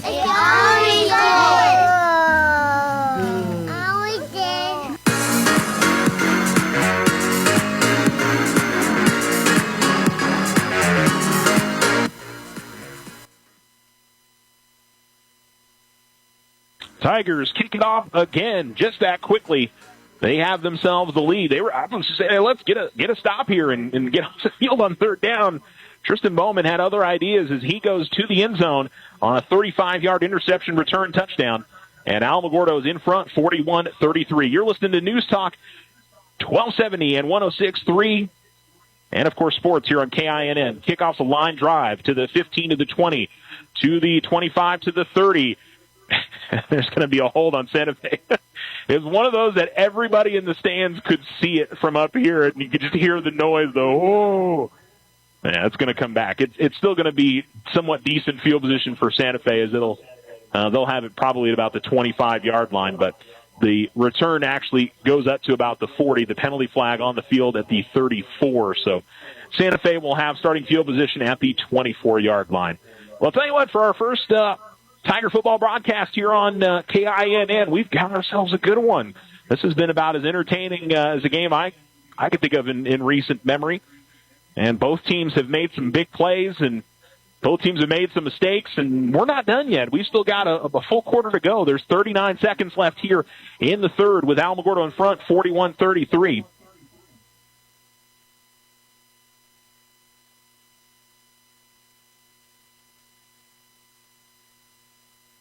Here's the snap, and it's the handoff right up the middle, and fighting through the initial contact, but not much more, is John Henry Clement. And it's going to be no gain on the carry. Got to think this defense is pretty hyped up here after some big plays. Have got themselves back in front, and defense maybe a little maligned in that first half, just weren't getting the stops that they need to, and now here in the second half, they've made the plays that have put their team back in front. Put a man in motion, 2 receivers to the top, and that's going to be the end of the quarter. Stick around, folks. Don't go anywhere. 41-33, Alamogordo in front. We've got 1 quarter to go here on News Talk and Sports. KINN 106.3 FM, 1270 AM. Please join KZZX and Otero Federal Credit Union as we congratulate NMSUA student Elijah Muir. Elijah is currently a freshman pursuing a degree in criminal justice. He excelled and completed his basic algebra course with a grade exceeding 100%. Elijah is currently a STARS ambassador with the Alamogordo Center of Commerce, which involves volunteer work promoting new businesses within our great community. Keep up the excellent work, Elijah Muir, our NMSUA Students of the Month. Move your bank account to Otero Federal Credit Union. OFCU offers savings, checking, or upgrade to an elite checking, bill pay, debit card, and online mobile banking. Combine that with some of the best loan rates in the area, and you have a new home for all of your financial needs at your fingertips. Visit OteroFCU.org to open your account today. Federally insured by NCUA. Equal housing lender.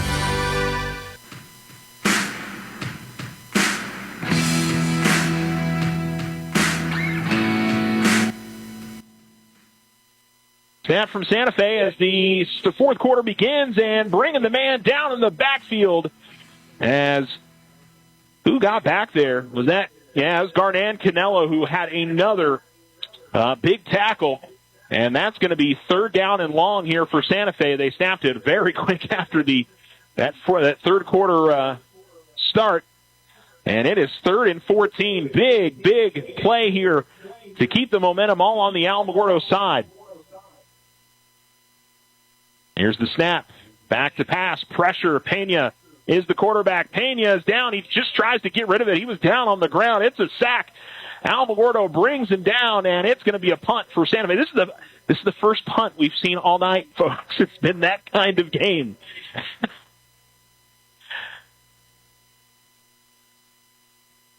Like I said, it's been fun. So the Tigers will line up in punt formation for the first time tonight. But a stop in the backfield and then a sack. I think that's 4 or 5 sacks tonight for the Alamogordo defense.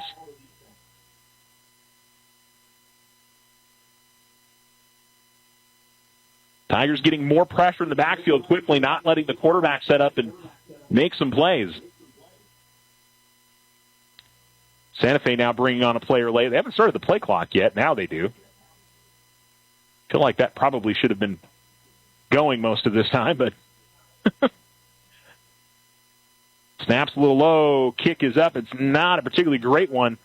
Just trying to get away from it. Alamogordo's going to have fabulous field position. They're going to start at the Santa Fe 40. Well, they gave them the 43. I'd have said the 41. But no griping about 2 yards there. What a response from the Tigers here, especially after they give off the kickoff return for a touchdown to begin the second half. You could have certainly slumped your shoulders and not finished the game strong, but they have really stepped up here in the second half. Defense and offense have played well and have an opportunity here to go up by 2 scores and just keep all of that momentum on their side.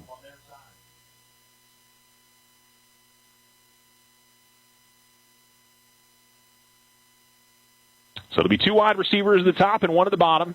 Bowman and Piper to the top, Tirado to the bottom. And Wolf at quarterback.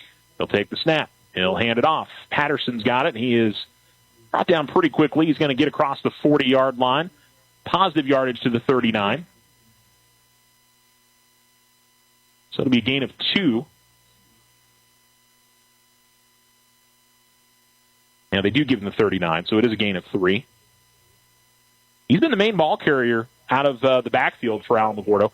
Haven't seen Saraceris on offense as much. He's been out there on defense, though. I assume. Maybe not. Maybe that's Nathaniel on the bench here at the near side. So Santa Fe showing blitz. A little of a bit of issue with the handoff, but Patterson and Wolf get it figured out, and Patterson is going to carry it forward to the 36-yard line as he picks up 3, and it'll be third down for Alamogordo. Now, the snap was a little bit high, and kind of, instead of putting it in his gut, he was kind of putting it in his chest. And that was one of those that could have been a disaster there for Alamogordo.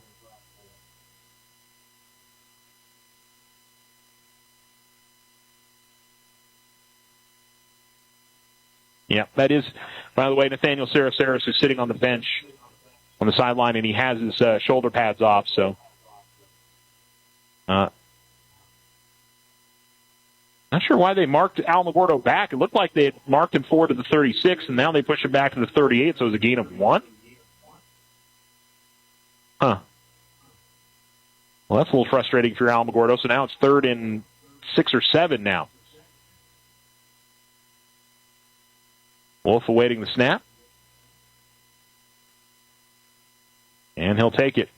And he was looking for a running back to his right, and that running back did not go to his right. He went to his opposite side, so Wolf just had to keep it, go straight ahead.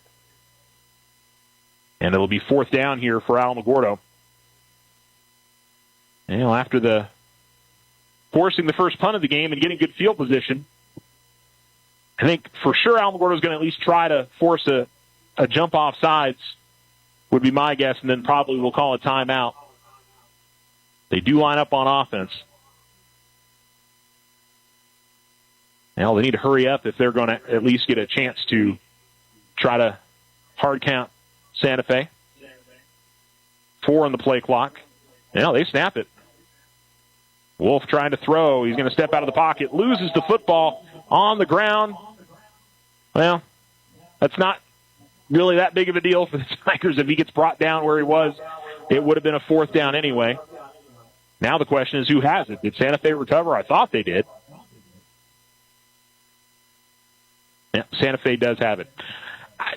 I would say it's kind of here nor there. You were going to turn it over on downs if Wolf was brought down, which he would have been 2-3 yards shy of the first down.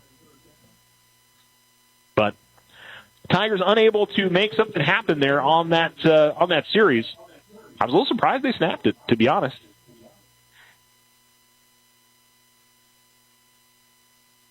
Almost still hasn't punted, but now they've turned it over on downs twice.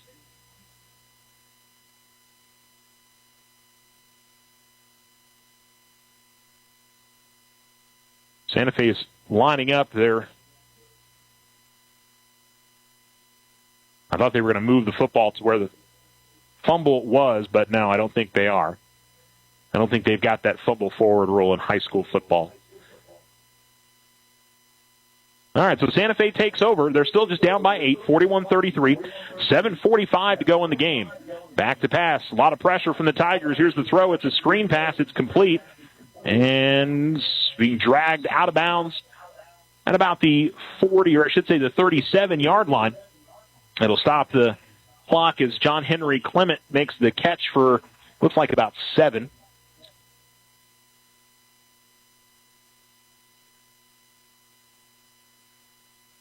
And Santa Fe lines it up again. 4 wide receivers. Out of the pistol, man behind him. From the near hash, it's quick throw, and it is complete.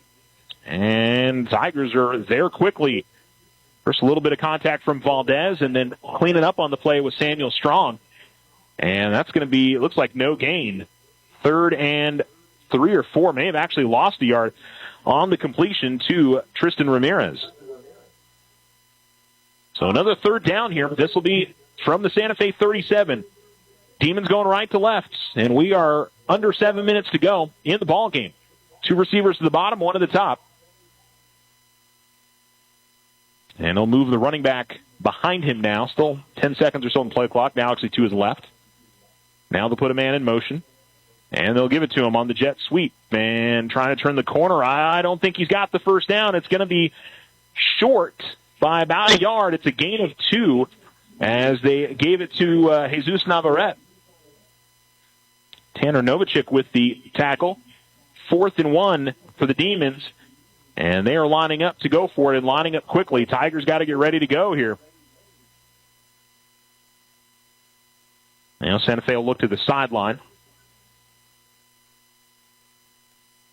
Now, 4th and short, you certainly understand them going for it, but another big moment in this ball game.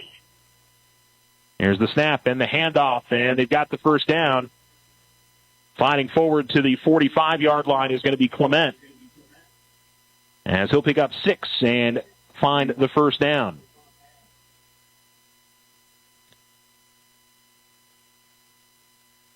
So 1st and 10 for Santa Fe at their own 45-yard line, as we're now under 6 minutes to go in the ball game. Alamogordo leads 41-33.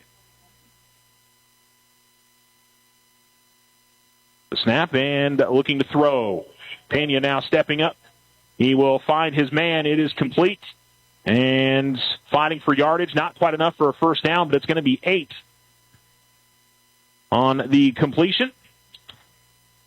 Jackson, the kicker and the wide receiver, is able to come up with another grab.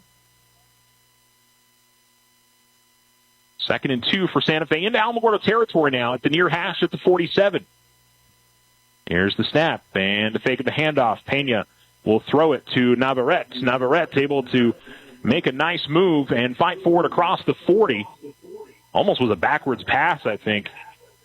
Doesn't matter. It's a good gain to the Alamogordo 36-yard line. It's a gain of 11. So whether you call that a pass or a throw, it's a first down for the Demons with 5:17 to go now. Tigers up by 8. 2 receivers the bottom, 1 at the top. Here's the snap. Here's the handoff straight up the middle. Clement, positive yardage, fighting for the 30. And he's going to pick up, it looks like, about 6 on the run, straight up the middle.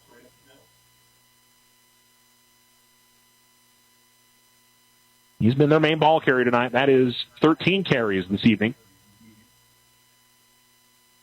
2 receivers to the bottom side, 1 at the top. Tigers leading by 8, trying to hold on to this one. Back to pass. Pena now going to run straight ahead. He's going to run into a few Tigers. He gets past the line of scrimmage by about a yard, and that's going to be it. And it'll be 3rd down and 4 for Santa Fe. Ball's marked to the 30. They need almost the 26-yard line for a first down.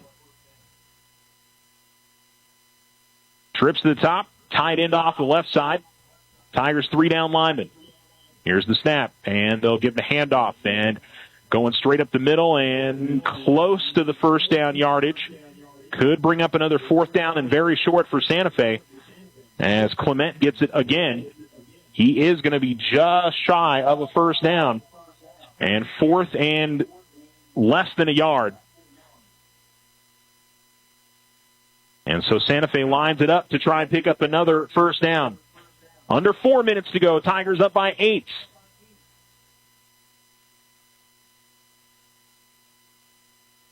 And there's going to be a false start on the end of the line, I believe, for Santa Fe. And that's going to push him back 5 yards. And the man off the near end of the line was rocking back.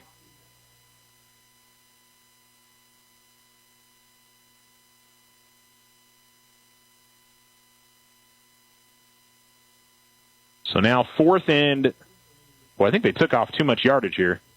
Hey, hold on. I mean, it was 4th and inches, y'all. It should be at the, so I think they were about the 27-yard line. So it should be at the 32. I'd be screaming if I was on the Santa Fe sideline here. It's got to be the 32-yard line.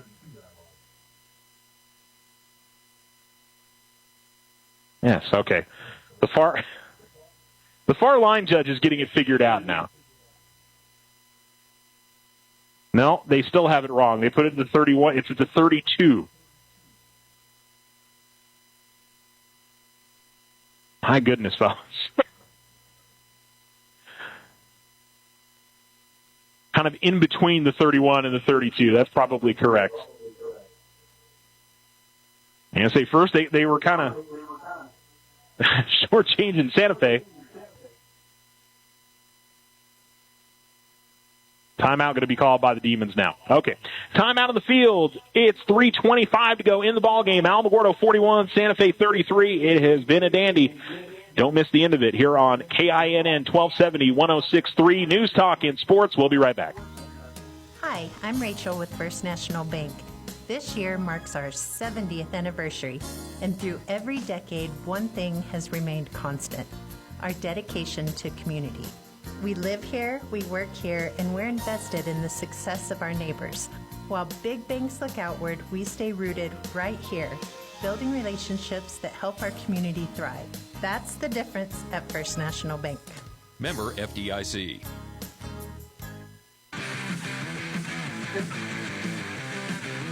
A big fourth down could be the ball game. Santa Fe will have just 2 timeouts remaining as they just used one of them, recognizing the importance of this play. Alamogordo leads 41-33. You're listening to News Talk and Sports, KINN 1270 and 106.3. And Santa Fe still over in their huddle at the far sideline. They haven't broken that up yet. Crucial false start penalty as they were lining up for a 4th and less than a yard. The stick shows it right in between the 27 and the 26-yard line. The ball is placed right in the middle of the 31 and the 32-yard line. And Santa Fe, 5 wide receivers for the first time tonight. Haven't seen this formation, so an empty set. Got to watch for the quarterback draw here. Here is the snap and rolling to his right. And looking to throw, and it's incomplete. Unable to secure it. That was more on the receiver. There was a defender in the area. The Tigers are able to get off the field, and what a huge 4th down stop. And if the Tigers can come away with a first down, they might be able to lock up this game right here. There is a Santa Fe player that's getting helped off the field.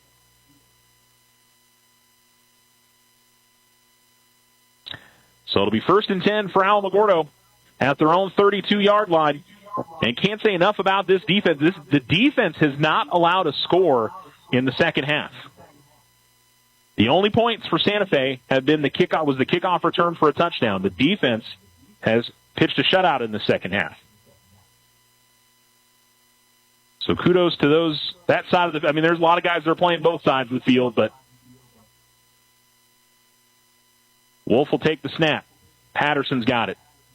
Straight up the middle and not much there. He's going to fight forward for maybe 2 yards, and it'll bring up a 2nd down and 8. 13 carries now for Patterson for 52 yards.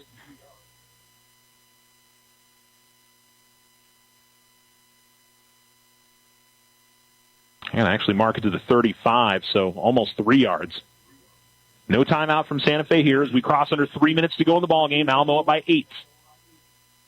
Tigers are going to wait to get into their stance until late in the play clock here as it now runs under 10. Now the center puts his hand on the ball. Wolf will take the snap, give it to Patterson, who works straight up the middle and picks up the yard or 2 on the carry. Santa Fe still holding on to their timeouts. And they may only have 1 timeout remaining. I'm trying to sit here and think about that. I think that is correct.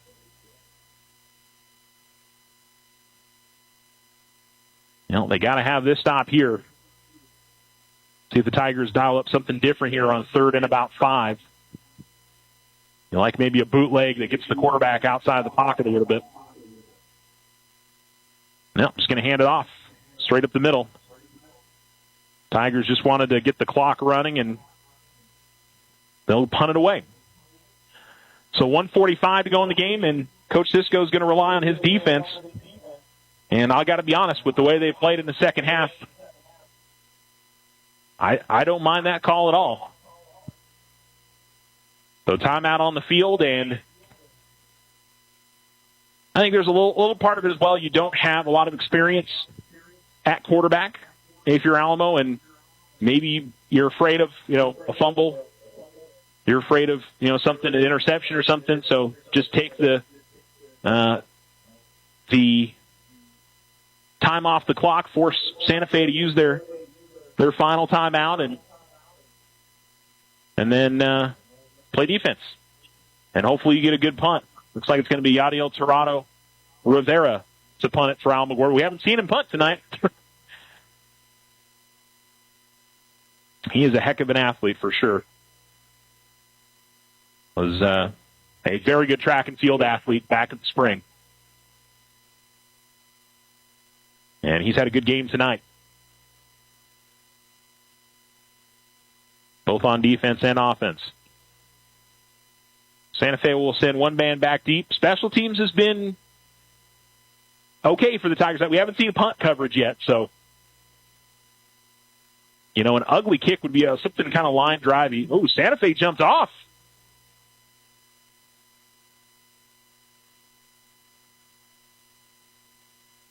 At least I believe. Yeah, they're going to call offsides on Santa Fe.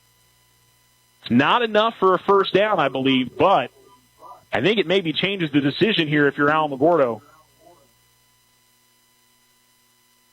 I think so, at least. I think you put your offense back out in the field and you try to get that yard and finish the game. But we'll see.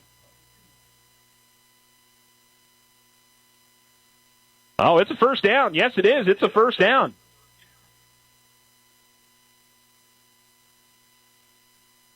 Wow. So Alamogordo gets Santa Fe to jump off sides, and that may be the ball game. It's going to be a minute 45, 40, not quite all the way down to the end, but yeah, you're turning around and handing the football off 3 times. There's no doubt about that. Ball security is the game here. Now, the game clock should not start.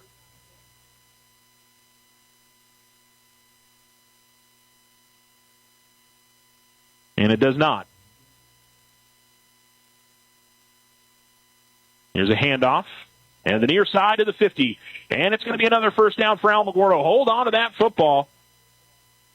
And it's going to be a first down as Leighton Nyland, who already had a big run tonight. And that is going to just about do it for Alamogordo as he takes it to the 39-yard line, and that is going to score a come-from-behind victory for Alamogordo tonight. Gain of 18 on the rush.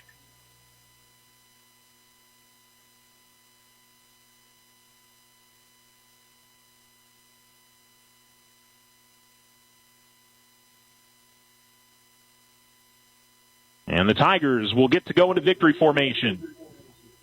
Wolf will take the snap and kind of backpedal a little bit.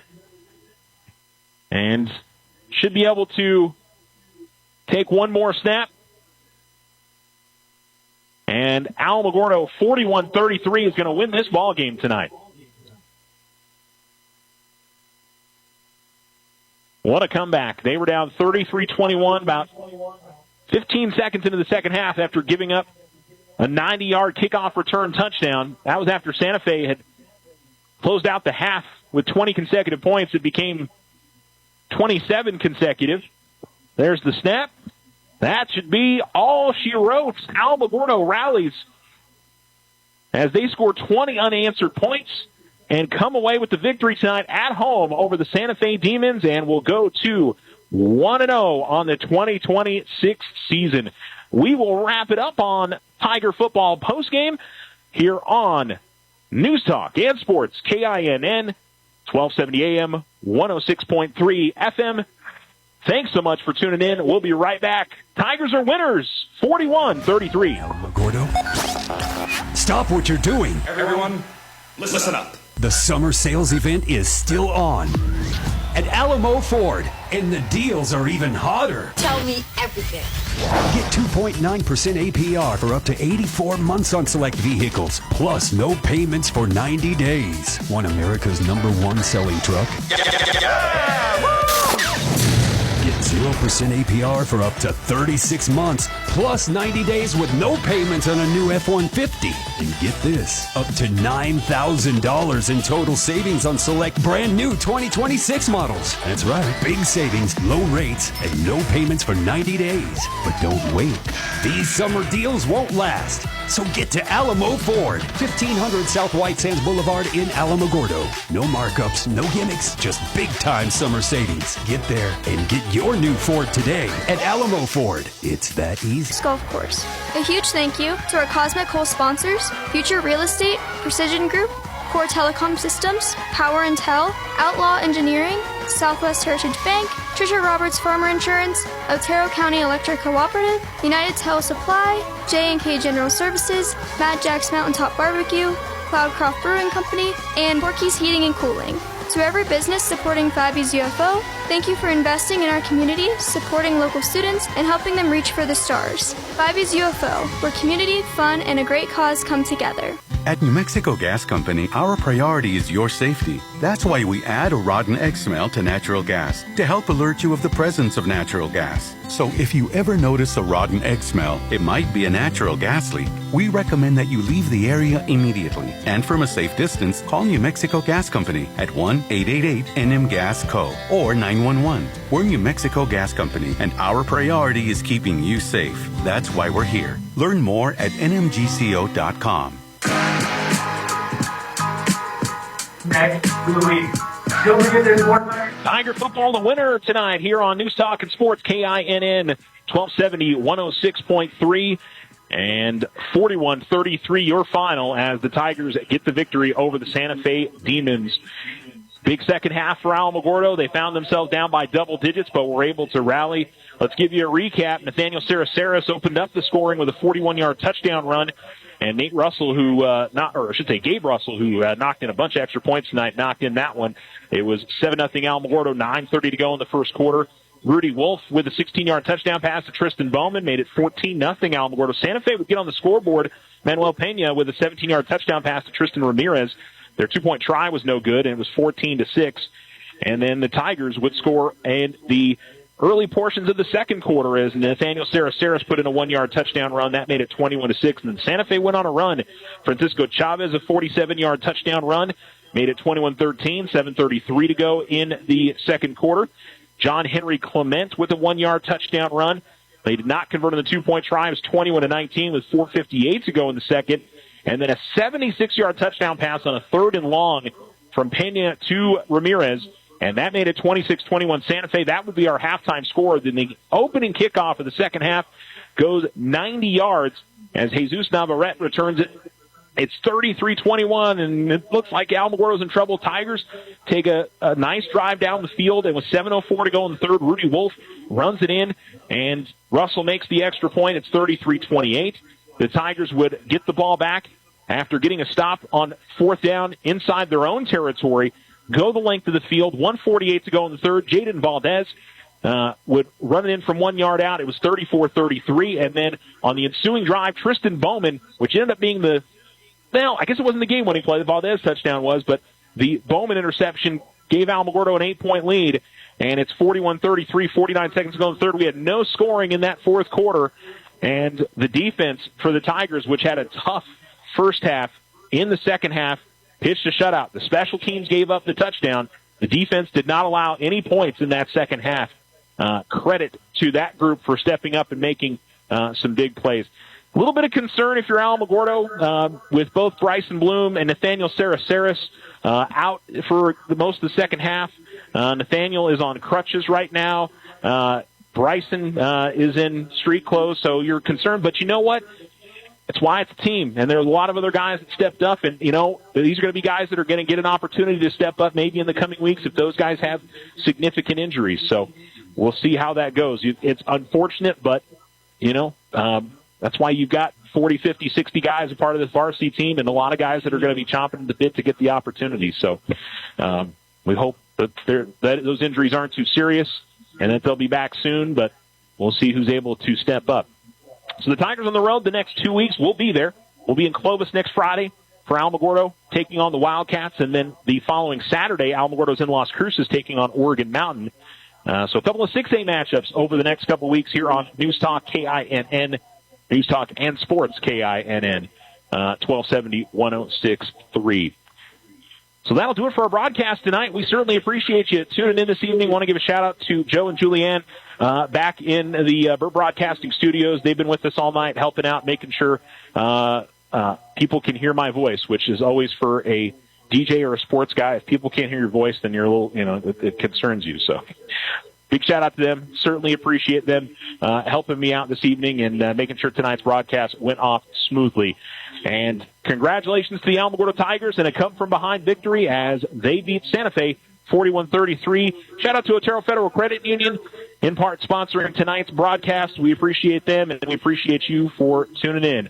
On the air at 6:30 next Friday with kickoff at 7 as Alamogordo takes on Clovis. We will chat with you then.